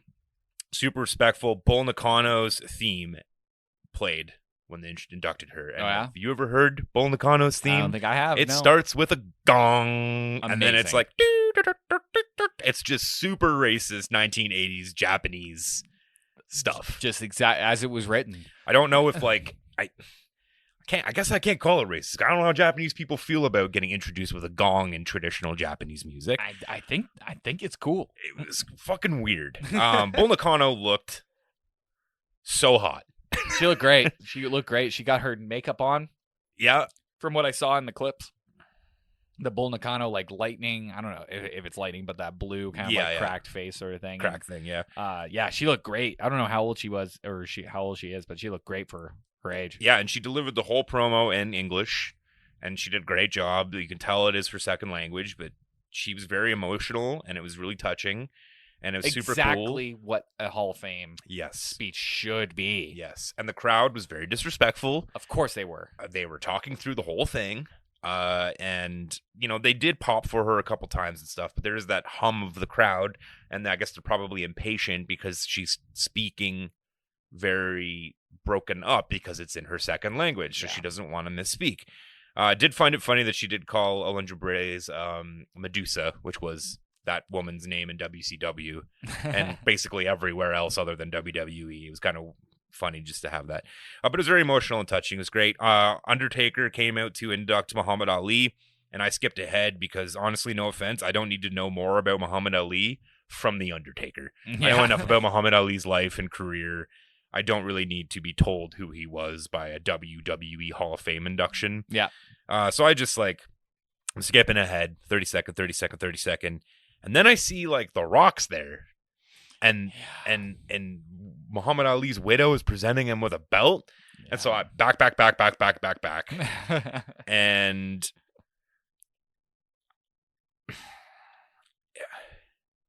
I mean, Lonnie Ali agreed to it, and she seemed like she was into it.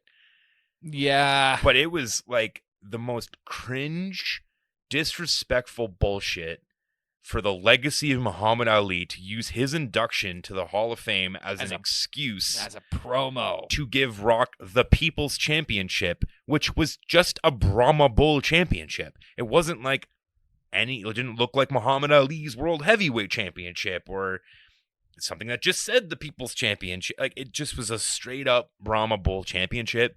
And I felt like beyond the heel and face and cheering against the bad guys, like, I felt it was incredibly disrespectful and wrong for that to happen in that moment, in disrespecting Muhammad Ali's legacy like that. Yeah. Again, Lonnie Ali was there. She signed off on it.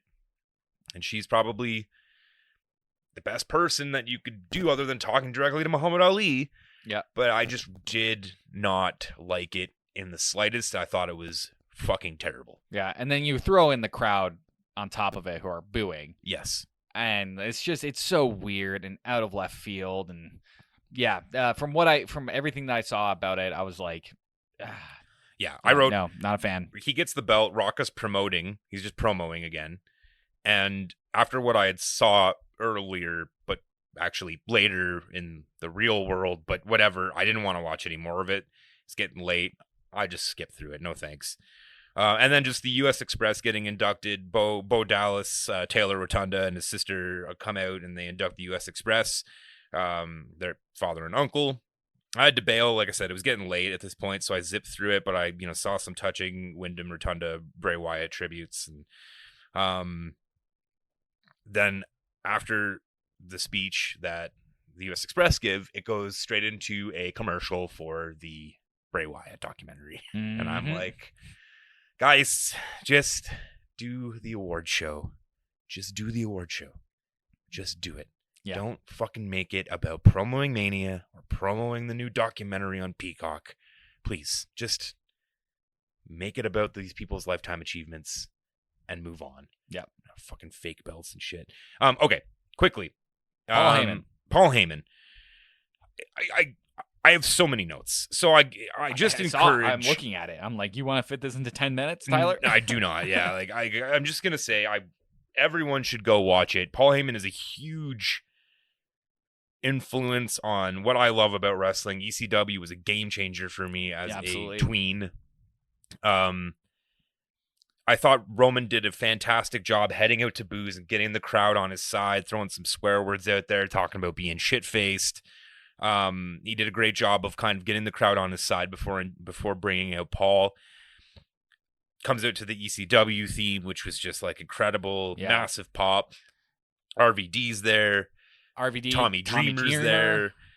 Fucking Don Marie is there, which is like really wild. Bubba and Devon are there. Mm-hmm. Fuck Bubba Ray Dudley, by the way, the human being. Just look into that, guys. He's a fucking prick. And yeah, just like Punk giving him a standing ovation with everyone else around the ring still sitting and clapping, but Punk really showing out for his boy. Crowd switching between EC Dub, and Paul E, and you deserve it. And he leads off with, you fucking right, I deserve it. And that basically sets the tone for the entire speech. He puts over Punk, he puts over Triple H really hard. Yeah. And kind of buries Vince indirectly in the process. Yeah. Shouts out Dusty directly to Cody. He is not in character, and I fucking love it. Yes. He's being a real human being. But still Paul. Like, he's a carny till he dies. Paul. Right? Yeah. He's going to be a showman, and he does everything he like, this is exactly what you should expect from Paul Heyman. Yes. In getting inducted into the Hall of Fame. Totally. And he does like a bit where he's got like, he's wearing the headphones where he looks like he's back in his the old cell phone and the leather jacket. And it's just like, it's theater, but it's still Paul. Yes. It's not Tribal Chief. Yes, exactly. And he did a great job of kind of talking about everything. He talked about WCW and the Dangerous Alliance. And the video package did a great job, too, of propping all this up as well. With the Dangerous Alliance and his time with Brock and his time with Punk and his time with Mr. Perfect's son. No, they didn't talk about that. Yeah, it was just a really nice, touching tribute to him, and he delivered exactly what I wanted. He does start to talk about being canceled. I don't think he knows what that means. He has a misinterpretation of what cancel means. He keeps saying, like, he does this thing where he's like, they tried to cancel me after I did blank, and I came back, and they tried to cancel me after I did that. And I think he means, like, literally, like, television canceled, not, like, cancel culture canceled. Right, yeah. And it was a little cringy, but, like, whatever. He kind of made it work by talking more about it, but also, like, he did not ignore Brock Lesnar's existence at all and shouted out Brock multiple times. Yep. He put up the P video that he liked so much. He put up the P video. So, like, to have him talk about cancel culture and Brock Lesnar. He wasn't talking about cancel, but having him use the word cancel and not know what cancel culture is and talk about Brock, the whole thing was a little weird. Yeah, just a touch. And weird. that's what I mean about these award shows, man. They're always going to be more cringe than they are actually like inspirational and lovely. Yes. But when he said, "You can suck my fucking dick," I screamed, "Let's fucking go!" in my living room. And that's basically it. He also buried JR a little bit, which I didn't love, but that's my only comments on it. It was an all-time acceptance speech from the King Carney of them all, Paul. So I encourage everyone to watch that at the very least. And that's basically the only thing you really need to watch from it. And again, the Bull Nakano one was really nice too, but I don't want to sell Bray Wyatt short. Yeah. But just watch the Paul. Just watch Paul Heyman. That's For sure. it. Let's fucking talk about WrestleMania. Okay. We went way too long. WrestleMania Night 1 from the Lincoln Financial Field in Philadelphia, Pennsylvania. Let's go! It's going down for... So, before we start talking about this, we should mention that we were at a party. We were at a party. We were at a watch party. And so we couldn't hear like anything said over commentating. Nothing. And you know what? The fact that we didn't just lash out at this entire party and just start screaming at them. We were good boys. We were good. We were good very boys. good. I even pulled Tyler aside and I said, look how nice we are to these people. We're great people. And there were a few people there that don't watch wrestling whatsoever. And we're first thing I said to her, I was like, you're going to hate us. Yeah. But I think we pulled it in. I think we were okay. And I did not... I have realized through the last few months, I guess like since I started watching again, I really don't track the announcers much. I really watch wrestling. And I'm kind of like that with sports too. Like, if I'm really knowledgeable about the topic, the announcers just kind of become white noise to me. I don't even notice the announcers but like you pay attention to the announcers more than I do because you catch those phrases like meat planets are aligning. I would have probably like just missed that unless it's like something crazy, like stupid that Michael Cole and Pat McAfee just end up doing. Yeah. McAfee.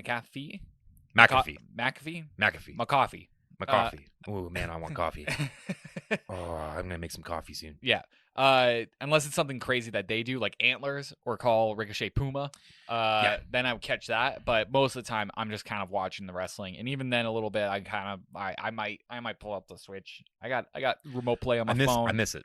Yeah, I miss doing that. Yeah, I know. But you started this podcast, and now I'm just along for the ride. It's true. So yeah, we didn't. There's a couple things. One, we really didn't have the opportunity to hear the announcers, and number two, we got loaded. Oh, yeah. We got fucking loaded. I would say I held it, and I don't know about you. I felt I held it back pretty good until it was over. Like, I was there until, like, 1 a.m.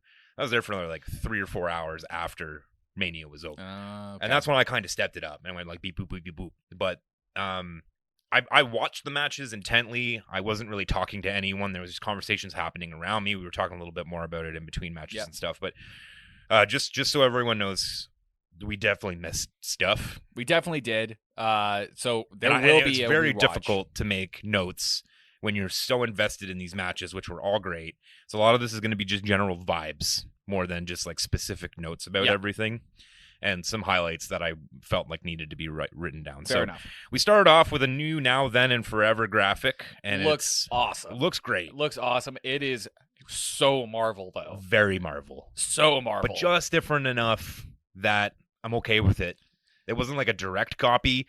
And also, the old Then, Now, and Forever graphic was kind of Marvel. Kind of Marvel. If they just did, like, I guess they do kind of do a Marvel sort of thing in that old one where they were showing all the clips before, and then they pull out, and it's the WWE symbol. Yes, exactly, yeah. But this one felt a little more Galactus, is probably the term. Yeah, little astral, Little astral, celestial. Yeah. And I didn't hate it. No, I liked it. It had a little fresh coat of paint on this thing that I was kind of like getting tired of seeing over and over again because it is silly.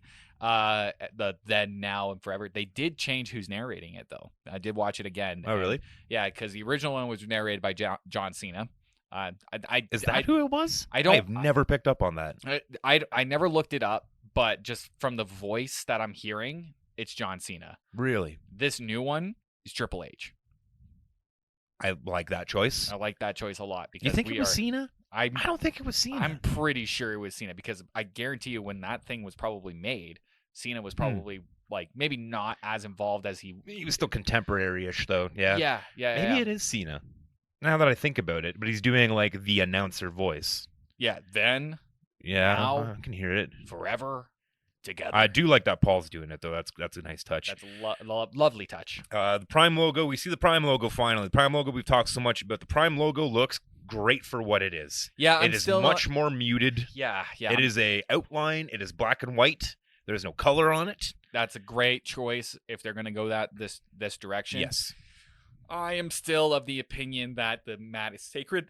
Same here. But if we're going to go in this direction, have the Prime and have the Prime logo smack dab in the center of the ring. This is the way to do it. They did everything they can to make sure that it wasn't distracting, and it wasn't. In fact, I think I noticed more makeup foundation in the ring than I did the Prime logo. Yeah, absolutely. Yeah, I thought it was as best you could possibly do it. They did it, and I didn't really see it much of the night. Nope, and they even had on turnbuckles. I saw that too. Yeah, I didn't like that. I don't know why I didn't like that because maybe because they didn't announce it before. Maybe not. But it like Prime definitely had an aura around the ring. Like even there was a Prime like drink table. That was weird. Yeah, there was like a little dolly filled with Prime. Yeah, and there later on you saw like a giant Prime bottle on there. It was. I mean, it's there. And you know what, Logan? If I were you and I had this opportunity to take my brand and take it to the next level and put it in the wrestling ring and make a fuckload of money, yes, I would do the exact same thing. So, yeah, it was interesting that I felt it was interesting that every match was sponsored. I think every match was sponsored. Really? I don't think I even picked up on that. Like everything, but I was drinking. And I don't have any notes of what it was, but like, you know, AHS was the final one was the sponsor. It was the American Health, some fucking insurance company for those Americans who don't know about free healthcare. And there was one, the LWO LW No match was sponsored by, it was like a Spanish sounding drink. It was like Aqua Fantastico. Yeah. But it was produced by Minute Maid. It was like Minute Maid Aquas Fantastico. And like, what are we doing here, guys? Yeah, and I think I saw The Rock's drink was around the ring a couple of times, and I did see Cody's whiskey around the ring once or twice. Yeah, I think maybe every match was sponsored. Yeah. Okay. But they did it in a way that I felt you didn't even notice. I didn't even notice. So if they continue it in that direction, it's not like that Captain Crunch match that I watched with Rey Mysterio. I think it was in Payback. No, not Payback. In Fastlane, maybe. No, Cinnamon Toast Crunch. Cinnamon Toast Crunch. Yeah, and it was all pink. It was in your face. I couldn't help but feel like I wanted some cinnamon toast. Do you crunch. remember the Mountain Dew Pitch Black match at Royal Rumble last year? No, I do not. That sounds horrible. It was LA Knight and Bray Wyatt. Wow. And it was glow in the dark match. Okay. Yeah, it was wild. All right. It was before you were really in it. It was before I was born. No. So yeah, let's get into the tag match. Or no, sorry. Let's get into Becky versus Rhea. All right. So Motionless and White are here to kick us off, and they're playing. Well, first Becky comes out, and she comes out with she doesn't have her own AR graphic except for her book. She has AR book. She has AR book now, and she comes walking out through her AR book, and then the book kind of like dissolves around her as she makes her. Oh yeah, I forgot about the dissolve. The dissolve was cool. Yeah. They made it work for what it was. It wasn't Roman Reigns, which also got a bit of a facelift later. Got a little Black Adam touch. Yeah. And then Becky's wearing, crazy garb, getting to the ring. She's all business. She has no time to kind of like hype the crowd up. She's also wearing a book on her outfit. Oh, Did really? you notice that? No, I Her didn't. entire midsection was book. It was words. I don't know. I couldn't really read them. Well, but and I right assume, before it, this is probably a note for me more than anybody else, but they opened up. They were doing sections of the book, like excerpts, Yes, and they were showing it, and I thought it was interesting that Becky uses the Oxford comma. So this is going to be about 30 more minutes about the Oxford comma. So see, thinking about the Oxford comma, I'm a big. Hey, look, you're not alienating me here. Yeah, I can talk about anything. I love the Oxford comma. I am a huge fan of the Oxford comma. Let's do it. Because when you're reading something, it makes it much more natural to have the Oxford comma. When you're making those lists, Absolutely. and because if you don't have that last comma, then it makes it sound like the last two things are actually together when they're supposed to be not. Yeah. But that Oxford comma Exactly. fixes that problem. You know who doesn't use the fucking Oxford comma? All of Canadian press. The I hate pricks. It's not Emerson, Lake and Palmer. It's Emerson, Lake and Palmer. Exactly. I don't know why together. that was the thing that came to my head. Out of all the examples I could have given. I know. Emerson, Lake, and Paul. I don't even like them. Why did that come? Anyways, yeah. So let's get Crosby, into it. Stills, Nash. Yeah, that makes way more sense. Yeah, in high school I had everyone convinced that Neil Young was a relative of mine. I don't doubt that at all. That sounds amazing. Because we've talked about it before on the podcast. I love a bit that only I get. I do not care. You just milk it for like years. I love it. I also had Steve convinced I was the heir to the Beanie Babies fortune because it said Ty on the logo, and I was like, "Yeah, it's me. That's me, Tyler Young. I'm Ty. I have all the Beanie Baby money." That was when we were very young. Yeah, we were like 8 at that point. Okay, so Motionless in White are here, and they're playing Rhea's intro music live, which was cool. They really brought. They sounded pretty good for a stadium. It's really difficult with these stadium things. Yeah, but you can tell they were not lip syncing either. No. Everything else I was guaranteed that they weren't plugged in or the drums were mic'd or any. But he was live. He was live. Chris Motionless. Fun note about Chris Motionless. I brought him salsa when he played the Grand or the Gray Eagle here a couple years ago. Very nice guy. Like the salsa. That tracks. He seems like a nice guy. Yeah. And I love they had a moment on stage together where. It was between that, like, it was a vocal break, and they look at each other, and you can tell he's just like, he's hyping her up. He's like, give me all you got. Give me all of it. And she is like, and I know if you're a Rhea fan, you probably know that Motionless in White is one of her most favorite bands, and she's been compared. Her look has been compared to Chris Motionless like endless amount of times. Right. So like looking at each other in real life, you're like, they could definitely be related. There's definitely some cross. They're of the same font of human. Yes. Well, I like how you put that. Yeah. I'm here for that. I love that. I truly love that. Yeah. That's fantastic. And I just love the interaction that they had. And I feel like Rhea Ripley was probably like, this is amazing. Like, how do you, and as she's walking down the ring, I think I said it to you. I was like, congratulations, girl. You made it. Yeah. You're here. Yeah. You're amongst the immortals. Let's go. I was really impressed with the entire intro. It was a great start. Like it got me hyped the fuck up. Mm-hmm. And like we've seen other people come at WrestleMania and play, and they don't pull it off. No. And this was like, I thought they did a fantastic job bringing the thunder, bringing the energy, getting everyone ready to go. Getting the stomp down too. Oh, perfect. He got into it. So like, I love that. I think the only time it's only been maybe a bit better is when Limp Bizkit opened for Undertaker. Yeah. I also didn't remember that I was watching a clip of Stone Cold from some Mania, I think, or something, but he comes out to Disturbed. And I do not remember the Stone Cold Disturbed edit. No. Like, it's the same song. It's like, dun, dun, dun, dun, but then whenever his Disturbed band comes in and he's like, would you call me again? You fucking said it cold. You're coming down, you fucking Stone Cold. And I was like, I do not remember the late Stone Cold Disturbed crossover that happened. So yeah, I don't have any notes about this match really. I really liked Becky working the arm in the entire match. That's classic wrestling stuff. That's the shit that like Tyler and I are here for. That's old Brett. That's old Brett style. It was great and like creative spots with the arm too. Yeah. They didn't just do the old traditional stompy stomp like and throw it against the ring post and whatever. Like they did really creative things all throughout the match to make it realistic that Becky could possibly win against this monster of a woman who would kick the shit out of half the roster, men included. Yeah. And yeah, so it was, I don't really have much notes for it. I'm interested to hear what you have to say, but it ends with a riptide onto the buckle, kind of like a riptide buckle bomb, which was like really cool, and then followed by another quick riptide on the mat for the victory. Yeah.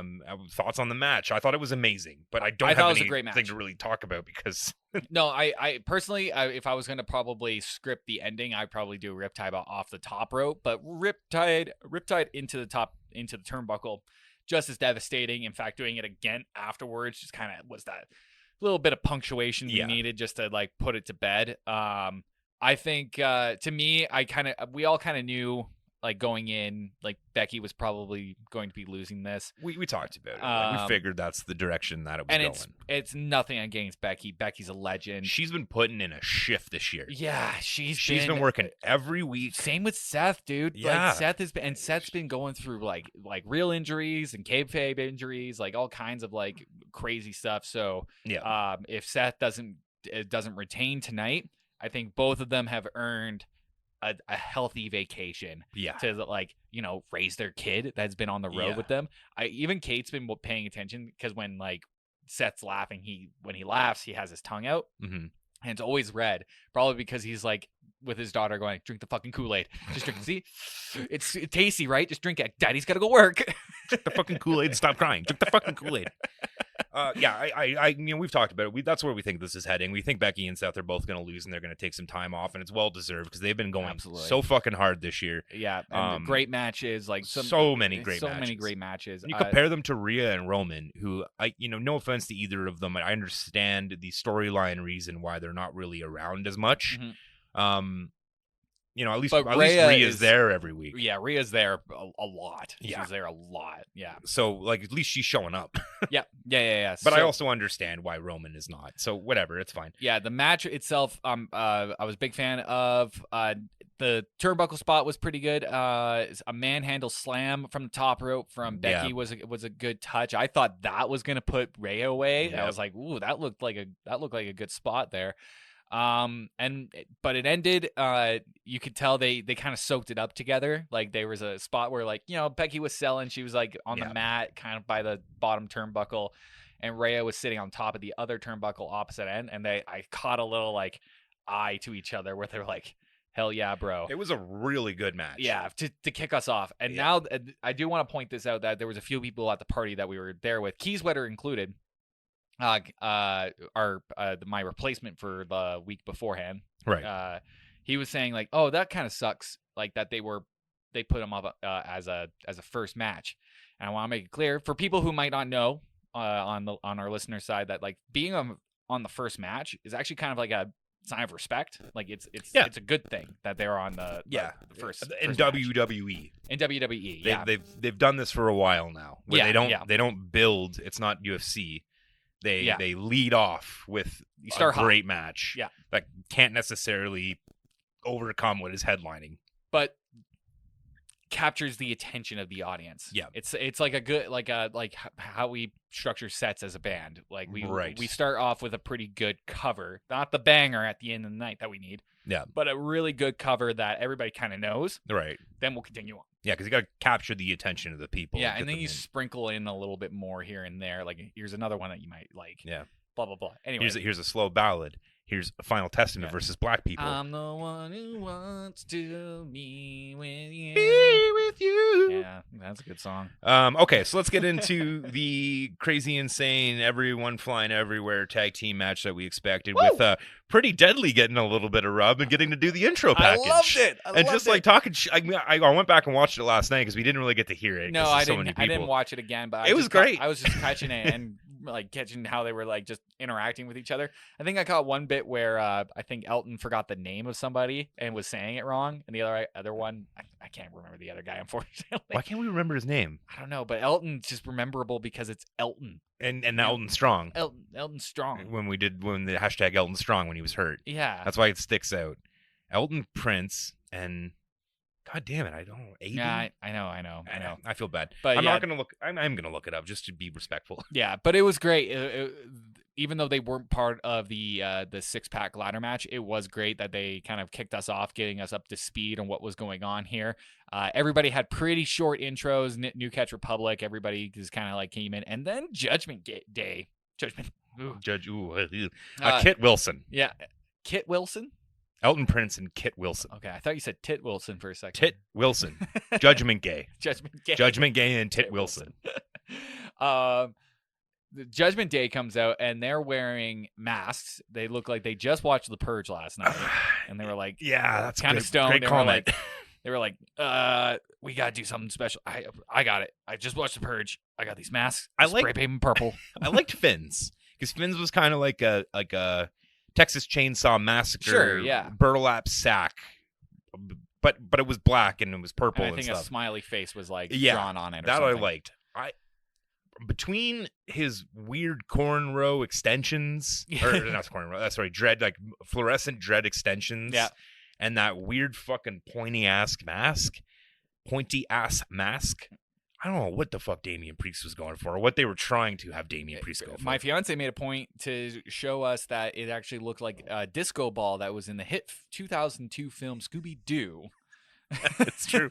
She nailed it. She had that up in like 10 seconds. She like, hey, loves that movie. Oh, okay. That makes a little bit more sense. Big fan of that movie. In fact, I think there was a few times where she pointed out, is that Scooby-Doo? Like when Legado del Fantasma came out later on, their logo has a diamond like skull with spikes around it. Oh, and yeah. She's like, is that from? And now she's like, there must be some cross contamination between Scooby-Doo and WWE. And she found that there's an animated movie where John Cena helps the gang solve a mystery. It's Scooby-Doo at WrestleMania, isn't it?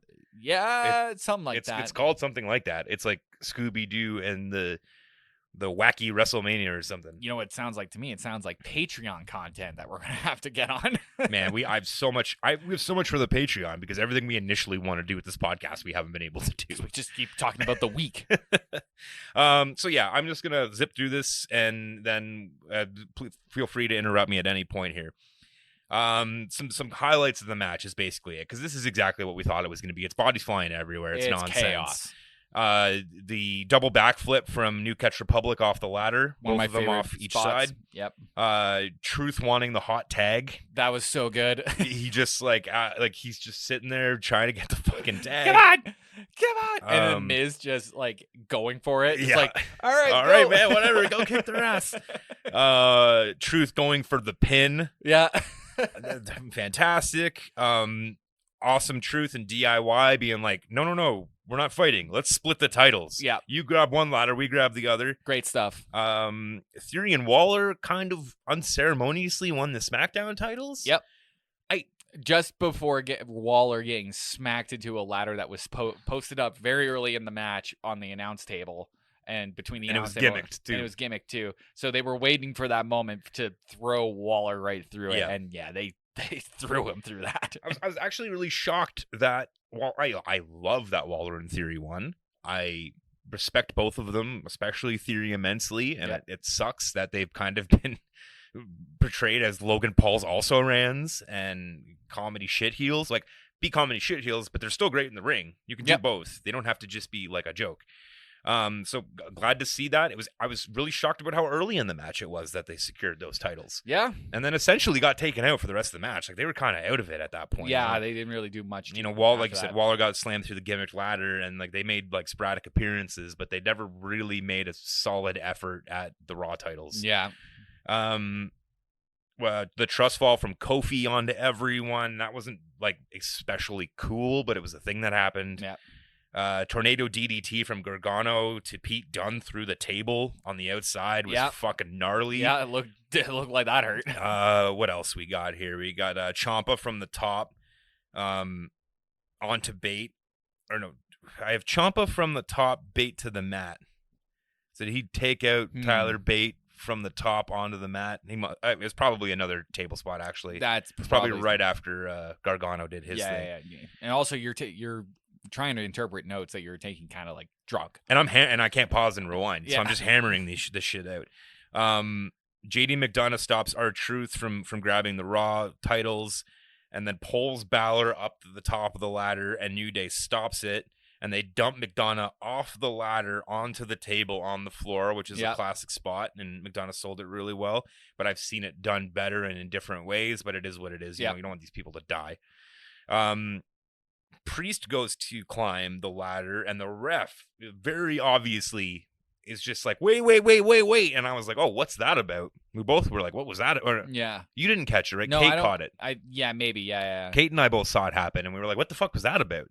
And then when they start going up the ladder, you can see that the ladder is crumbling at the bottom. So I think the ref was like, don't climb that ladder. It's fucked. Yeah. And so they kind of do a half bit on the ladder. They get off of it. Try to get into a work. Yeah. Then they kick the ladder out. Truth, with like some great on the fly work, brings another ladder in and like doesn't hand it to them, but he does like hand it to them. Yeah.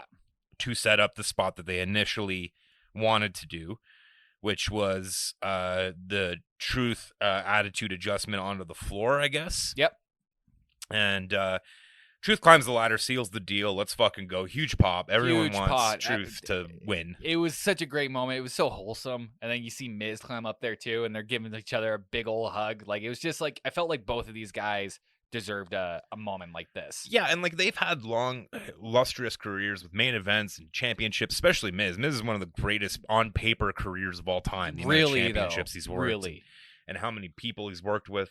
But which is surprising. I've heard an interview with him talking about his early days in the locker room, and like he went through hell in the locker room. Because he was a reality star. He was a reality star, so they really like they kicked his ass. Yeah, like literally. Yeah. But it was great. It was great to see, and like as we talked about last week on the quiz, R-Truth had never won at WrestleMania before. Never won at WrestleMania. It was 0-6, I believe. So he finally got his victory. Yeah, which and was really still cool. with a good like little R-Truth bit where he pinned Finn Balor. Like, he still did it. The hot tag and the pin.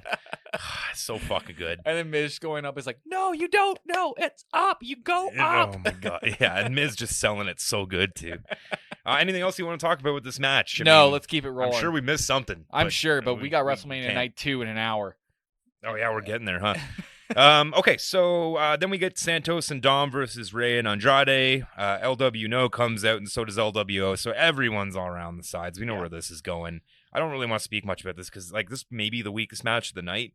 It wasn't the weakest for me because the thing is, it's only weak because of the storyline so lame. But not everybody, but a vast majority of everybody around that ring can go. Yeah, and they all got to show out. They all had their moment. They all had their moment. Like everything was pretty good. Like from a match perspective, the nicest part was definitely Rey on Andrade's shoulders off the top rope with the double cross body onto Dom and Santos. Love that part. That shit was fucking wild. I've never seen that before. Yeah, I'm sure it's been done somewhere, but I've never seen that before. It was very inventive. Yeah, and they executed to perfection, and it seemed like everyone kind of got away without getting crushed. Yep. So bravo to that. It broke down into chaos as expected with everyone all around. But nobody knows who's the legal man. And that's not the point here. Yeah. We got the launch, the rope launch. We got the rope launch. Didn't see like now this is the third time they've done it, so it's kind of lost its like we talked about it when they did it the second time. Yeah, outside of NXT that they should have saved it for a Mania. Yeah. So he nailed this one. Oh, it looked great, and it landed right where it needed to land. And the camera was actually on time this time. Yep. But, yeah, it just lost a little bit of the shimmer because it was done. It wasn't like on a random Raw or Smackdown, too. Like, it wasn't even... It wasn't like nothing. It was like nothing, yeah. But, yeah, not terrible, not great.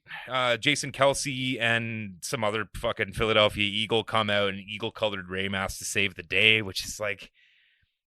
I was kind of expecting some sort of, like, celebrity, especially... with Jason Kelsey, like if we finally get a little bit of that Taylor Swift rub, I guess, yeah, like indirectly. Yeah, whatever. It is what it is. I thought it was stupid as shit. Yeah, I didn't like it, but you know, I think it's better served, especially because those guys aren't like. They're not like superstars. They're not Michael Jordan or LeBron James. So it just kind of felt. Jason Kelsey's big. Jason's Kelsey only because of Travis. Yes. I mean, he isn't. Not. Don't get me wrong. I'm a football watcher. I'm not a sports guy. Yes, and you know who he is. I know Jason Kelce. And he's a fucking center. Yeah. No one knows a center in football. You don't even know what a center is. Is that in the middle? Thanks, Will. You nailed it. Does he go hard? He goes hard. He's the guy who moves the football to the quarterback.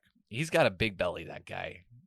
And it made one last note on this particular match. It made me laugh just seeing the size difference between everybody else in that ring and Jason Kelce, because it looked like Jason Kelce and the other Philadelphia Eagle could eat everybody in that ring and probably go back for seconds. Yeah, and Jason Kelce just retired, and it's always interesting to watch linemen when they retire. Like a year and a half later, they look like normal human beings, because like they're just eating a ridiculous amount in order to have the weight to play the position. But they are all athletes. So once they have to stop eating 10,000 calories a day, they just shrink down to normal human beings, and they're just fucking shredded, because underneath that gut is like an 8-pack. Like that's the weird thing about football linemen, is like that man could outsprint you. He would kick your ass in a 100-yard dash. He would kick your ass in a marathon. They just look like trash because they have to have all that weight on them. Let's move into the Battle of the Brothers, Jimmy and Jay. This one I would say is probably the weakest match of the night. You might be right. Lil Wayne comes out to deliver like 4 bars, and then sort of breaks just into 4 Jay's bad music. bars. Let's be real here. Like 4 bad bars of whatever he was doing. And he couldn't even say most of it because like it sounded like he had to like not swear, and most of the lyrics was all swearing. So it looked like it looked like it just looked rough. And then Jay comes out. He's wearing Yeet glasses as well. Lil Wayne, not I guess Jay as well. Everyone's wearing Yeet glasses. Or no, he's wearing WM-40. Right. Yes. Yes. And so, you know, he comes out, Jimmy comes out, Jay dives onto him before the bell. So, like traditional slobber knocker style, like very raw, punchy, slammy, not really high flying. Trying to make it, I think the impetus was to try to make it seem raw and emotional, and like these guys are gonna beat the shit out of each other. I mean, it didn't quite land that way. I don't really feel that way. I felt like it landed a little bit more for me, I think, than you. It turns into Super Kick Central because, of course, the Usos slap. A bunch of fucking slap that thigh slaps. I like the bit with Jimmy begging for him to stop when Jay's on the offensive. We knew where it was going. We were all sitting there going, betrayal. Betrayal. And betrayal. And then, not terrible, but not great. It was just very straightforward. I would wish that it was a little bit more like raw, honestly, for the amount of time they've built in to this, and probably going to be the only match they ever have against each other at Mania. I feel like they could have went harder. But, you know, I've talked about it. I don't really like either of them in the ring. I'm not a massive Uso fan in the ring. They can go on the mic and they can play the characters. And they look great, but the work rate has always kind of been a little subpar. They're showmen more than they are athletes, I would say. It's more interesting to me that like they've been in the game so long and their wrestling has never really improved. They just kind of do what they do, and that's it. It is what it is. It's strange to me that they haven't really grown as performers in ring. Anything else you want to talk about with this one? No, I can't say I was like disappointed with this match. It just didn't feel like I had it didn't like raise those emotions for me quite a bit. But that being said, like I find the Usos entertaining in general, so it is what it was what it was. It is what it was, for sure. Let's move on to Damage Control versus Naomi and Jade and Bianca. My note is like what Bianca, Jade, and Naomi are wearing, because it is wild to me. Naomi looks like Kung Lao. she's got the hat. She's ready to throw it, chop some heads off. Bianca looks like Geordi. She has the Geordi LaForge from Star Trek. She's got the visor on, and I guess Jade Cargill is just going for like a Storm X-Men sort of thing. They're even calling her the Storm has arrived. She cut her hair short to kind of even give more Storm sort of feeling to it. Stormy vibes. So I just felt like there was all kinds of references going on here that at least they're color coordinated. One of the biggest things that Kate hates about Damage Control is how uncoordinated their outfits seem. So it's a lot of just neon and noise. Yeah, just neon, noise, and straps. Yeah. And damage control. I did like how they changed the damage control intro to one of the women, probably EO, saying like damage control in a Japanese accent. Okay. They went like damage control. Okay, I dig that. I didn't hear that. Cool. I like that. Yeah. It was a good touch. I was just distracted by Jordy and Kung Lao walking to the ring. I kind of forgot about this match. Maybe this was the weakest match of the night, actually. I don't think it was. Maybe. It was quick, too. It was very quick. For a 6-man? 6-person? Yeah, I mean, Jade had some good spots where she just, like, she can wrestle. She can go in the ring. Like, yeah, it was very much, I felt, just a squash match to show off Bianca and Jade. Really, though. Like, you know, Naomi started off and it was kind of back and forth. Kind of weak. Yeah. Then, hot tag into Bianca and she wrecks everybody. Yeah. And then Jade, I wrote here, Jade, hold the string if you're going to get tagged. It's Yeah. WWE, which funnily enough comes back later. Yeah, where I'm really screaming at the television. Oh, that's great! Oh, that's great! It's 18 inches! It's 18 inches for a reason! Then Cargill gets the hot tag, and they put her over super hard. Yeah. And, we talk about disrespectful pins from Kairi Sane on this show. Jade with the super disrespectful pin. Yeah. Like, mounting Dakota, and then, like, looking backwards. Well, she's done that before. I know. Yeah. Super disrespectful. Yeah. It was Kairi Sane, actually. Like, it's the exact same thing Kairi Sane does on a weekly basis, and I don't like it. And it's Mania, and the whole purpose of this match is clearly to put Cargill over. Yeah. So it's fine, but still don't like it. Yeah. Still not a fan. Yeah.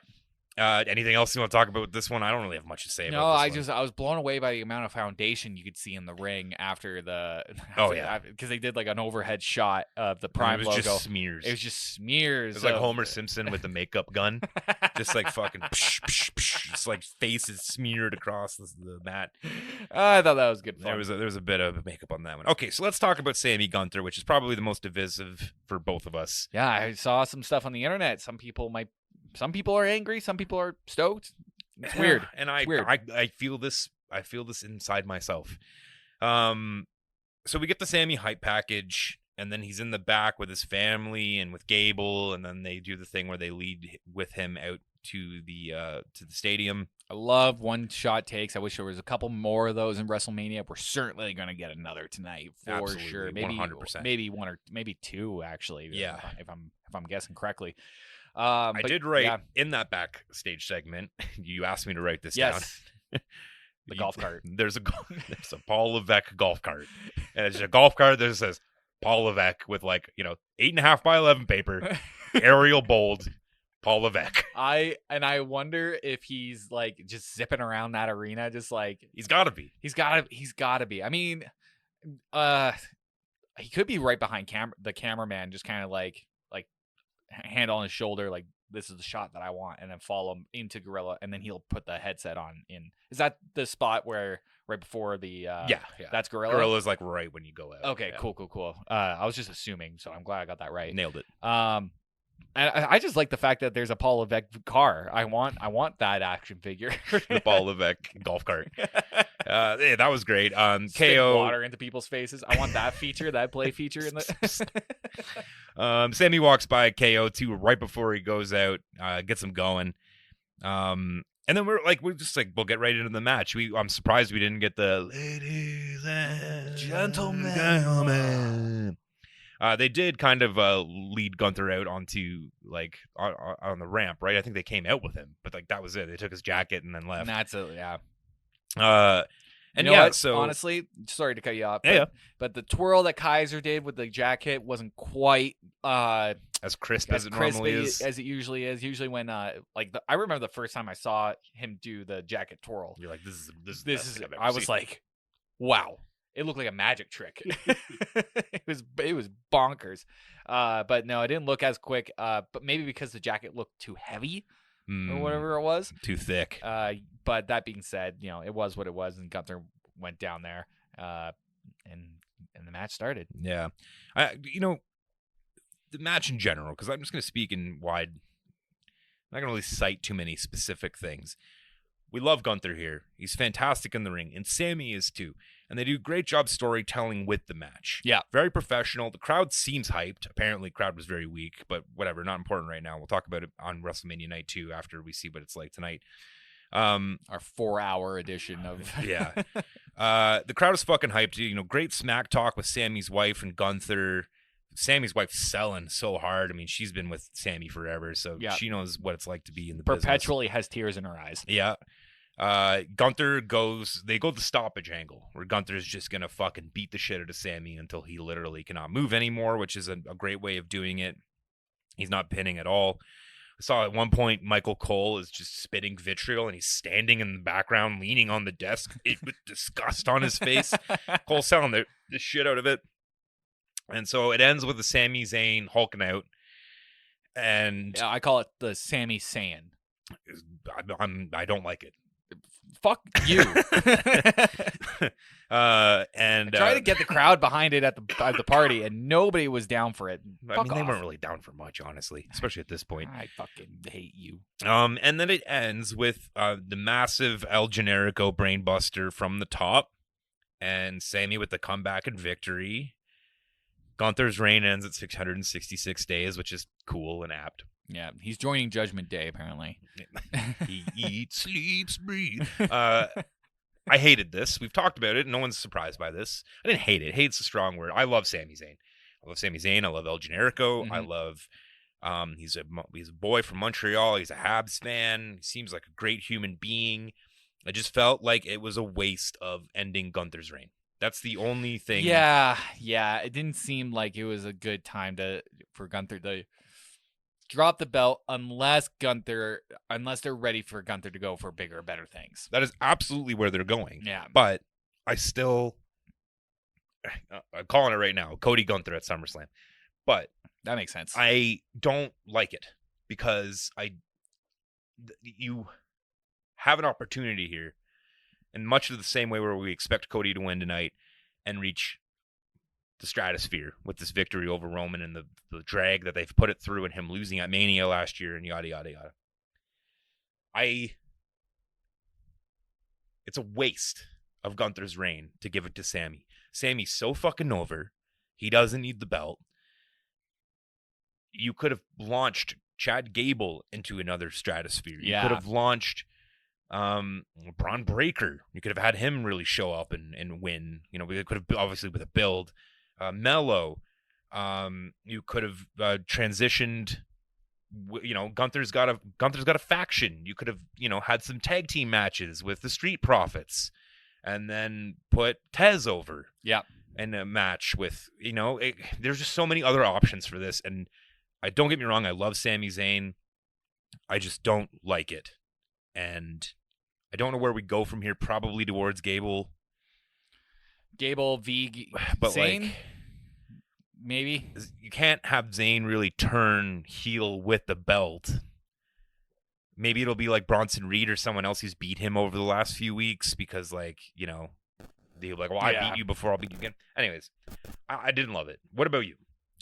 I'm okay with it. I don't know if I have this many feelings about it, but it just does seem weird for Sammy to get the belt because, like you said, he doesn't need it. He is so over. And I think it's about time for a heel turn from Sammy because it seems like the way that they've been building it, a heel turn would be way more interesting because that's where I thought we were going. Well, that's where I hoped we were going. Yeah, with Gable training Sammy and then Sammy losing, then you can maybe do a Gable Sammy thing where Sammy's like, it's your fault. You didn't prep me for X, Y, Z. Blah blah blah blah blah. That's I was hoping they were gonna go with Sam because Sammy kept losing over and over again since he came back at Rumble. Yeah, that it was gonna be like he had to tap it back into his dark side in order to reach the next level. And I understand wanting to give Sammy. He puts on the El Generico mask again. Oh, please God, I would fucking pop so hard for that. I understand the impetus for it and everything. It's just that you could have told a great story with Sammy just losing and losing and losing, having to tap back into the dark side to get there. And he's also a great heel. And Sammy's already had his WrestleMania moment. I get wanting to reward him. Yeah. But he had it last year. He main evented Mania Night 1 and won the titles with his best friend. Yeah. like I saw a lot of people online saying that like he finally got his moment for everything that happened with Roman. It's like, you already had your moment. Had a moment in like a great match too. Like that's an all-timer too. Yeah. So, I'm not a fan of it. Shall we move on to the main event? Oh yes, shall we? Because we are an hour away from night 2 and we have a lot to get through. So here we go, it's time. He fucking comes out. Rock comes out with the fucking People's Champ belt. And I just wrote. Did you notice what Cody's wearing? No, you didn't. Okay, so he has a new logo on the back of his. The Seth Rollins one. Yeah. Okay, you did notice. Yeah. The weight belt that he's holding says "Freaking Nightmare." Oh, I missed that. Yeah. So they're calling the American Freaking Nightmare. Yeah, they're calling the duo the Freaking Nightmare. The Freaking Nightmare. So I don't know if I'm a fan of it. It seems kind of like it's a one-off. Silly, but it's a one-off. Whatever. Yeah. Seth looked fucking ridiculous as expected with that giant. Someone said butthole at the party, said it looked like a prolapse anus hanging off of him, which is true. That's why they had to paint it blue. Yep. Like the intros were fantastic as expected. All 4 of them had like really cool shit going on. Rock coming in with the fucking People's Belt. Eat a dick. Don't care. Yeah. And I just wrote here, let's see if he can still go. And I think this match could be broken down into 3 segments. Yeah. You had the initial 15 minutes where it was a lot of stare downs, a lot of traditional. They're milking. They're trying to milk. Very much milking. Yeah. And I don't know if they did it on purpose, but for a while there, I thought this is what it was going to be. It was going to be WrestleMania 18 with The Rock and Hogan. And it was just going to be a slow build and not really have anything too crazy. Yeah. But then we get phase 2, which is when things start getting outside the ring, right? Yeah. And phase 2, I think there's a specific moment where Rock yells at the ref and says, "If you count, you're fired." And then he also said "fuck" too. Yeah, he's like, "You know who I am. You know I don't fuck around. Yep. Do not count or you're fired." Yes. And that kicks off what kicks off the match proper. Yes. And things start getting crazy out there. Yes. And then number 3 is when they bring it all back to the ring. Yes. And they start to really fucking go. So, rewind back to the beginning. First half there, the first third, I was concerned. I was concerned that The Rock couldn't go. He was doing a great job playing an old wrestler guy who still has the power, and he calls out Cody and gives him the old school Rock come get some. Yeah. And it was fine. I was okay with that. If this is what the match was going to be, I'm okay with it. You know. And then they hit the outside, and I'm like, oh, this fucking match is going for it. Yeah. And The Rock is crushing. Looks great. I think he learned some lessons from the last time he tried to make a comeback. He was a lot slimmer, and I think he put a lot more effort into getting match ready because he was pulling it off. He looked like he hadn't missed a beat, honestly. No, he was he was on time. Yep. He was selling. He was being very unselfish with his move set and the moves performed on him. Yep. And same with because like this portion of the match is split into two. Is split into 2. We've got Cody and Reigns on the ramp, and then we have Rollins and Rock out in the crowd. They move out into the crowd, and there is specified areas where it's clear where they're going to have that proper face off. Because I thought it was weird. They moved to one area where there's no seats whatsoever in a sold out stadium. It's and a lot of security. And a lot of green tape all over. Yes. Those people who got those seats there got their money's worth. Like, wow. Yeah. Seth really selling Rock kicking his ass throughout the crowd. Yep. And just throwing garbage cans onto him, and spitting in his hand and slapping him and all kinds of crazy stuff. Yep. So Seth is doing great, really selling the pain. I don't remember if they started this in section 1, in act 1. But they were really working on Seth's knee throughout the match. A little, yeah. I think it got more into the back half after they came back from the outside. But I really like that because it sets up tonight. I think it was probably closer to the back half of segment 2. Yes, I think that's where it started. Yeah, where they started focusing on the knee. I think it was, and it bled into 3 too, though. Yeah, Then they bring it back. Pretty much Cody dominating Reigns on the ramp, Rock dominating Rollins out in the crowd. Camera predominantly on Rock and Rollins. This was one of those moments. Even the party was kind of like, if you're gonna do this, split it into two do a split screen. Hit the split screen, because there's too much going on here, and I want to see both. But they mostly stay on Rock, and Rollins, probably because it's Rock, exactly. So you want to keep people interested that way. And then they bring it back in. It goes out and just kind of slowly goes back together. And at this point, rules don't matter. It's like the whose line is in anyway the match. Because as soon as Rock says that to the ref, it means anything can go down. Yes. So I'm glad that happened. That being said, at the beginning portion of this match, Cody does a very good job of remembering to hold on to that tag rope while The Rock just stands there, ignores it completely. But maybe he's aware of that and is just. It could be a choice. It could be a choice. Like, I'm not holding I don't need to hold a rope. I will go into this match whenever I want to. Absolutely. So if that's kind of the angle that he took, then cool. All here for it. But to me, it's like, hold the fucking rope. Hold the rope. All right, so let's get into the real meat of the matter. They come back into the ring, and it's all happening. Everyone is here. Rock looks fucking great. He's pulling off dirty moves. He's low blowing. He's being a shit heel, but he's also wrestling his face off at an impressive level. He doesn't look gassed at all. No. He looked great. Then we get into we start getting into the false finishes, but we don't even know what's coming yet. We thought those were false finishes.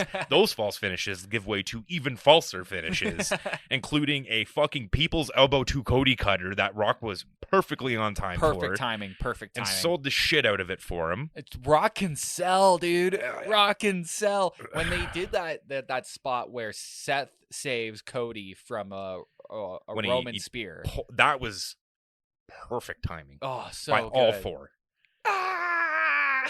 Like Seth gets Cody out of there at the last possible second. And Roman times it perfectly. It just takes him out.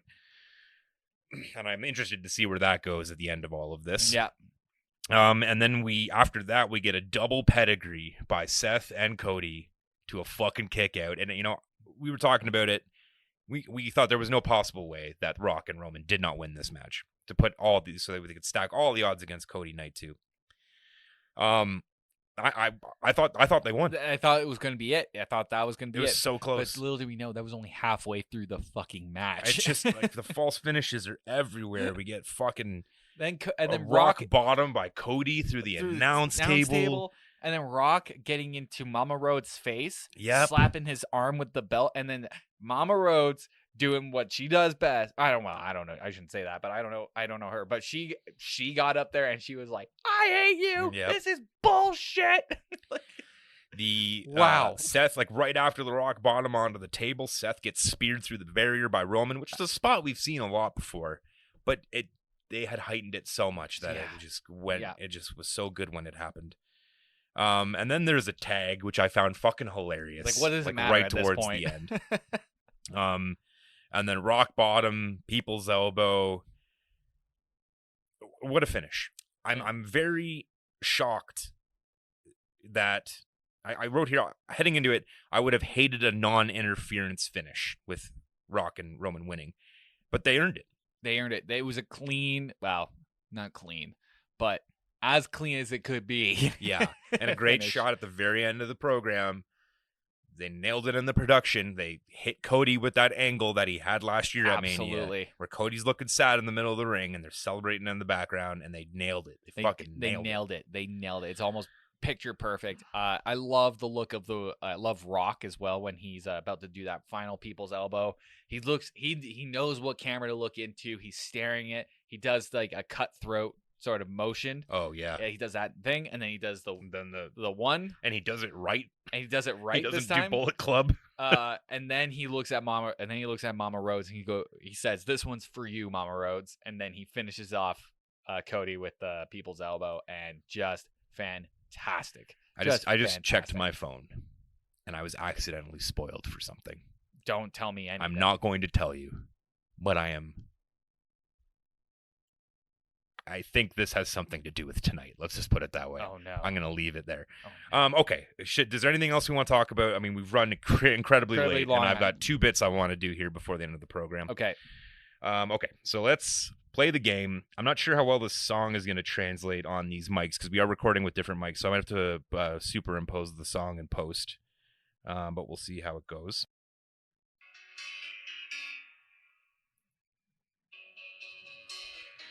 Just take these new wrestlers off the card. These flips and silly shit is way too hard. Today's performers are hustling, but I want that old school wrestling. Don't care about Jerry the King. Don't want to hear Jeff Jarrett sing. Younger than 90, get out of the ring. I want real old school wrestling. Okay, we got a quiz, Will. I'm going to hit you with some actual old school stuff here. Okay. And it's going to be a revelation for you. Oh, no. But it's important for you to realize that the stakes of this game are higher than ever. Hear that? By God! That's Key Sweater's music! Oh!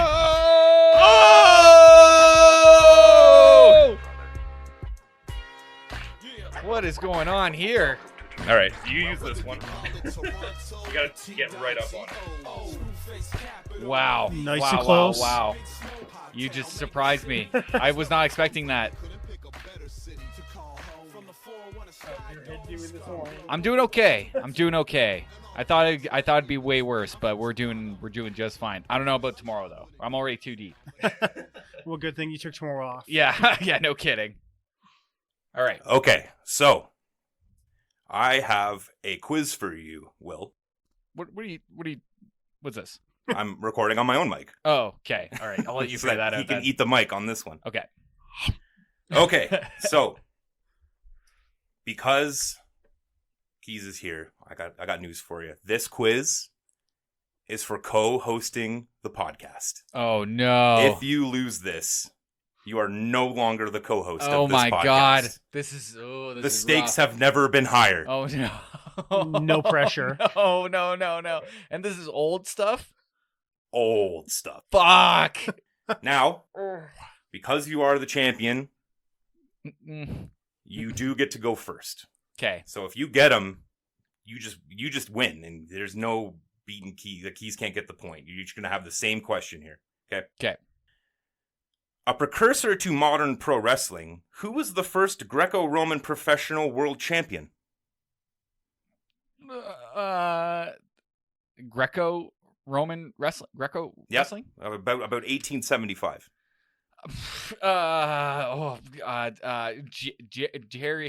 Jerry. Jerry. That is incorrect. Yeah, I didn't think so. Keys, same question to you. And there's no multiple choices. No multiple choice. You got to nail it just off the top of your head, and whoever's closer to the answer will get the point. So we got Jerry. And what was the question again? A precursor to modern pro wrestling, who was the first Greco-Roman professional world champion? Oh God, this has been rigged against me. I feel like he's gonna pull out the right answer. Paul something. It's ringing a bell. He's getting close. Oh no. I remember the nickname more so than the actual wrestler. What the fuck? Okay, He was the Colossus. Oh, But I can't remember. I think I can't remember the phone name. What is happening here? he's pretty close, but can he really nail the point? Paul the Colossus. Pons? That is correct. Key Oh Sweater my with the God. first point. Okay, on to question 2, Will. This is not fair. This Cornish-American ex-miner would challenge audience members to last 10 minutes with him in the early 1900s. Wait. This No. Cornish-American ex-miner would challenge audience members to last 10 minutes with him in the early 1900s? Will?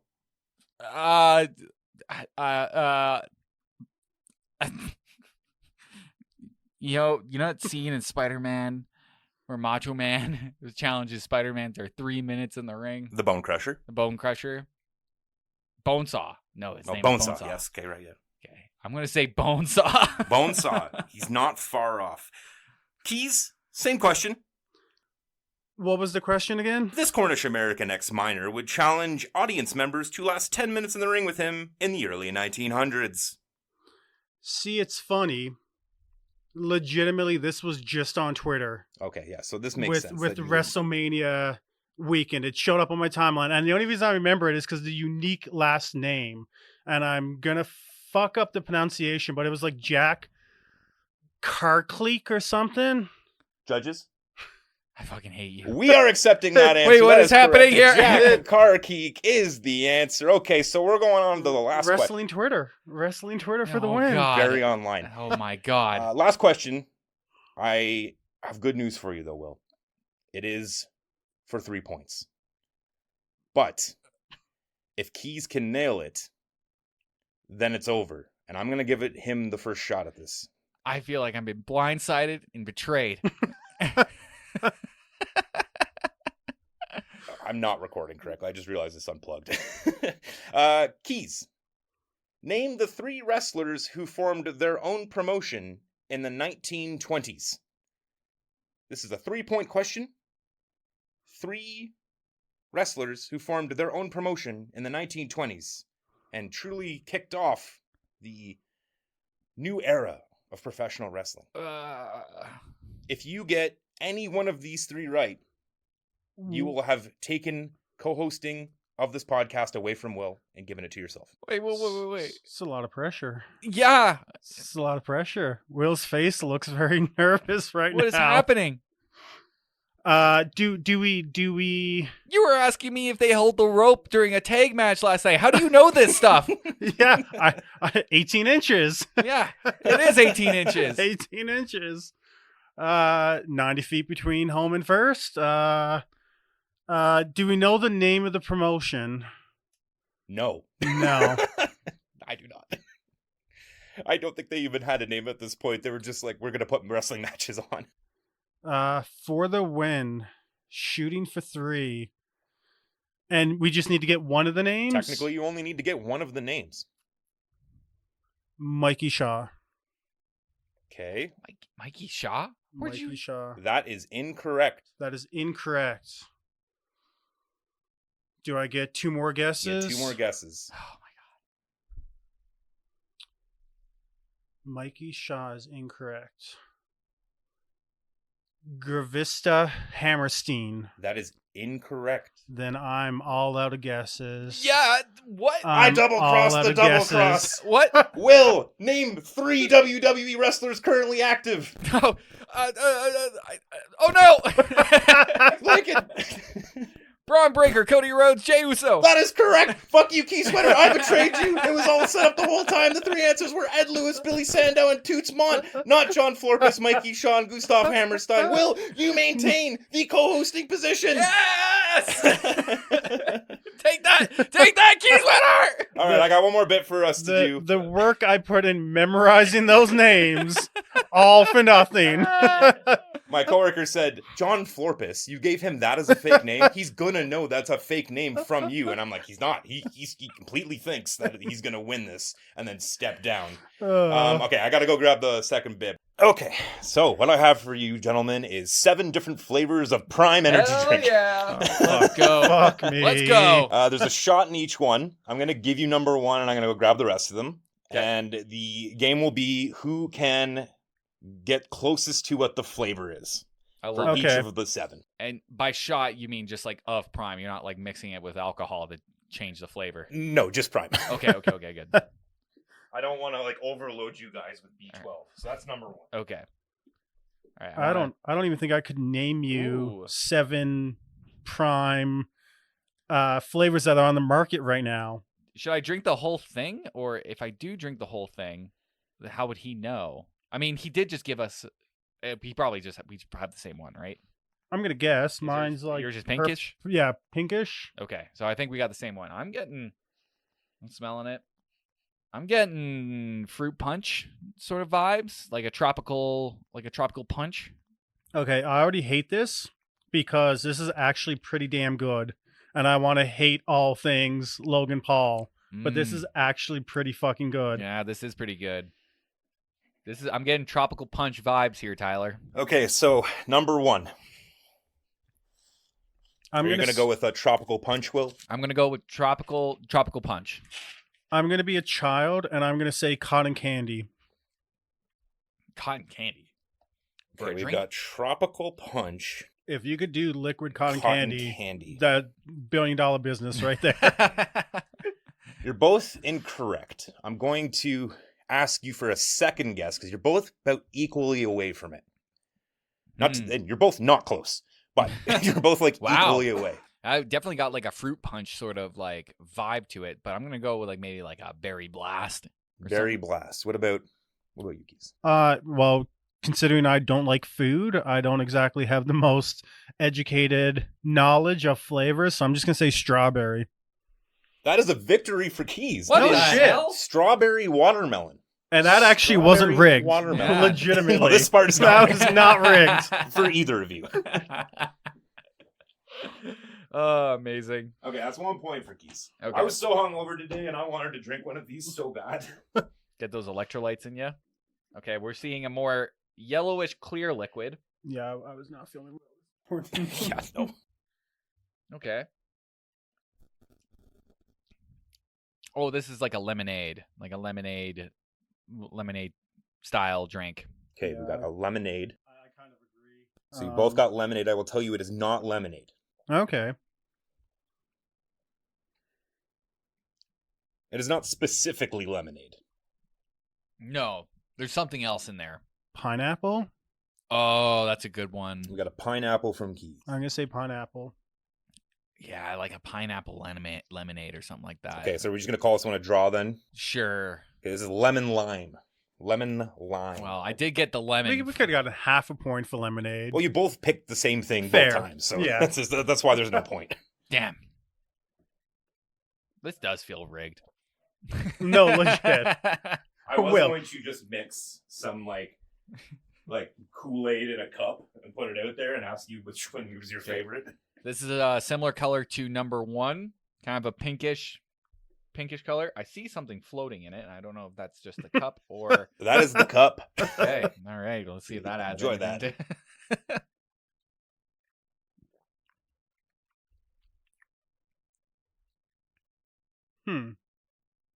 It tastes the same as the first one to me. Again, though, they're all fucking good, and this bothers me. Yeah, this, they are this good, eh? really upsets There's me. a lot of flavor in these I don't like this. sports drinks. 10% coconut water.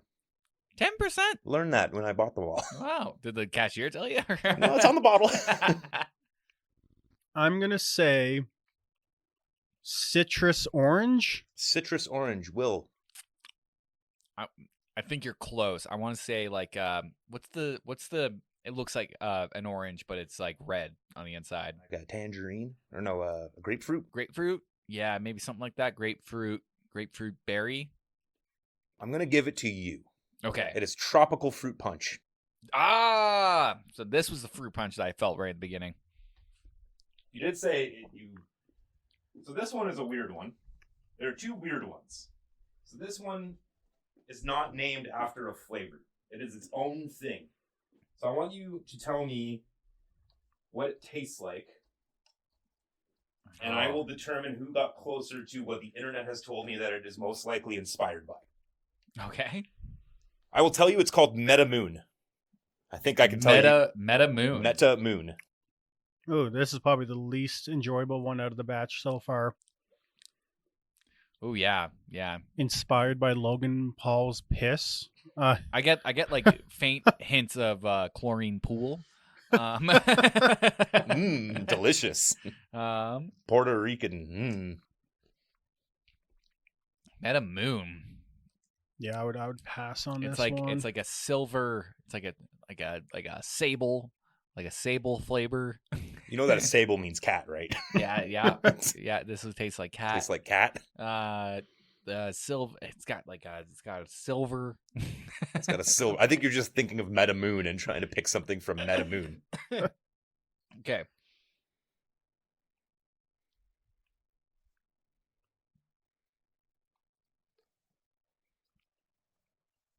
I feel like I've tasted this before, but it's also mixing in with the other flavors. Yeah. Fuck. Meta Moon.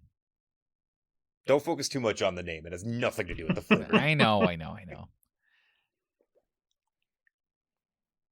It's gotta be some like.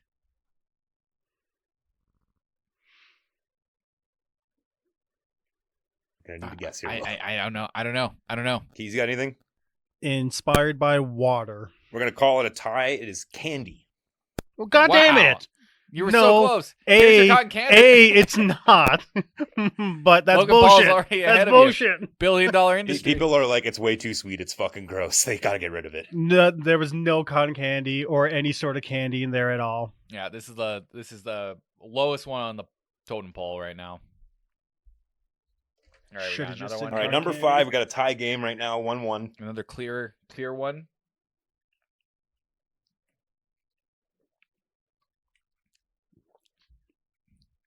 Oh, I'd say this is even lower. Yeah, cotton Yeah. candy was better than this Yeah, one. cotton candy was Oh, good. you guys don't like this one. Yeah, No. It's very interesting to me. Okay, the fact that you say Do that. they both say 5? Yes. Okay, yes. I gave you the right ones. Okay. Yeah, 5. Interesting. Okay. I feel like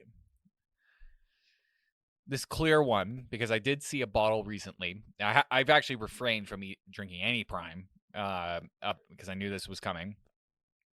But this feels like the one that Logan's probably pushing a lot when he was in that promo. It was Okay. like frozen. It's like, or tropical freeze or something like that. Oh, like the Rocket Pop one. Yeah, something like that. Yeah. The red, white, and blue one. Yeah. I feel like that's probably this one. Okay. Keys. I'm just going to do another generic fruit guess and say coconut. Huh. You're both wrong. Shocker. Can I get another guess from both of you quick? I'm getting like a banana flavor. God in there. damn it, get out of my head. I was Yeah. going to say Yeah, that. yeah. Okay, I think we're going to call it another tie. It is blue raspberry. Wow. That is not- no. No. Make it blue, goddammit. Well, and when I think of blue raspberry, I do like the DQ slushy blue raspberries, and this did Yeah. not taste like that. I was shocked that you didn't like it because, like, I like a blue drink, like a blue Gatorade or a blue Powerade or whatever. Blue Jay Blue. Blue Jay Blue. All right, we got number 6. Okay, this one's back on the better side. Yeah, this is on the better side. This has been guessed earlier in the episode and was incorrect. Like a berry blast. Well, I was gonna say it has a very lemonade-ish taste to it. I don't know how to get more Yeah. specific than that. Yeah. I don't want to be on the same side as you because then because now I'm tasting that as soon as you said it. But yeah, that does give me lemonade. Yeah, Well, I'm just gonna go for lemon like lime. Yeah, like a berry blast sort of thing. You guys, it's lemonade. Yeah. So I'm gonna just declare that one another draw, and we'll make the number 7 the decider. All right. All right. This one is another like Meta Moon. Is not. Cotton candy. It's not like. Nailed it. I'm going to say it's not a fruit. It's not a fruit. It's not named strawberry lime or kiwi surprise or banana. Before I drink this, what was Key Sweater's entrance music there for a second? Oh, it's a Toronto hip hop star. His name is Abdominal. I'm sorry I asked. It's very much And the Okay. Got obscure. that the song is Teal'd, which is his anthem to the city of Wow. Toronto. Wow. Yeah. Wow. That is very Key Sweater. All right. So yeah, we've only had 2 points given out in this game of 6. It's like a bubble gum. I'm gonna say it's like a bubblegum sort of thing. So this is the tiebreaker. I don't want to say what I was going to... Okay, I don't want to give it away. So I'm just gonna leave it there. Whoever's closer, I'm going to give it to. I'm going to say, like, yeah, bubble gum or something like that. Like, it tastes like a... Yeah. I'm going to say gummy bears. Gummy bears. I'm going to keep it on the candy, sweets. Can I get another adjective from both of you? Try to break... What is it? I'm leaning towards one of you. Great. But... I already drank it all. Like a bubble gum. There's like a tang right at the top. There's a tang right at the top, and you can smell it when you sniff it. Tangy bubblegum. Yeah, there's something there. Keys? I'm going to say those, like, blue-colored shark gummies. I'm going to give specific. This one 2 keys. It is Ice Pop. It is the Rocket Pop flavor that was guessed earlier in the episode. And that's it for, I'm going to call this Organized Prime. Sure, why not? Let's go. That's it. We need to get out of here. We need to go nurse our hangovers, get more drunk, and watch WrestleMania. Yeah, we're 15 minutes away. Yeah, that's it for this week. No plugs. Screw it. We'll be back with another much shorter episode. I'm super sure this one's going to go really long. It's going to be fucking hell on earth to edit. Yeah, I mean, anything else anyone want to say before I sign us off? Nope. Let's get WrestleMania, baby. Let's go. Let's get the fuck out of here. Okay, guys, the numbers don't lie. All 7 primes, they don't lie either. And they all spell disaster for you at Sacrifice. We'll talk to you later on in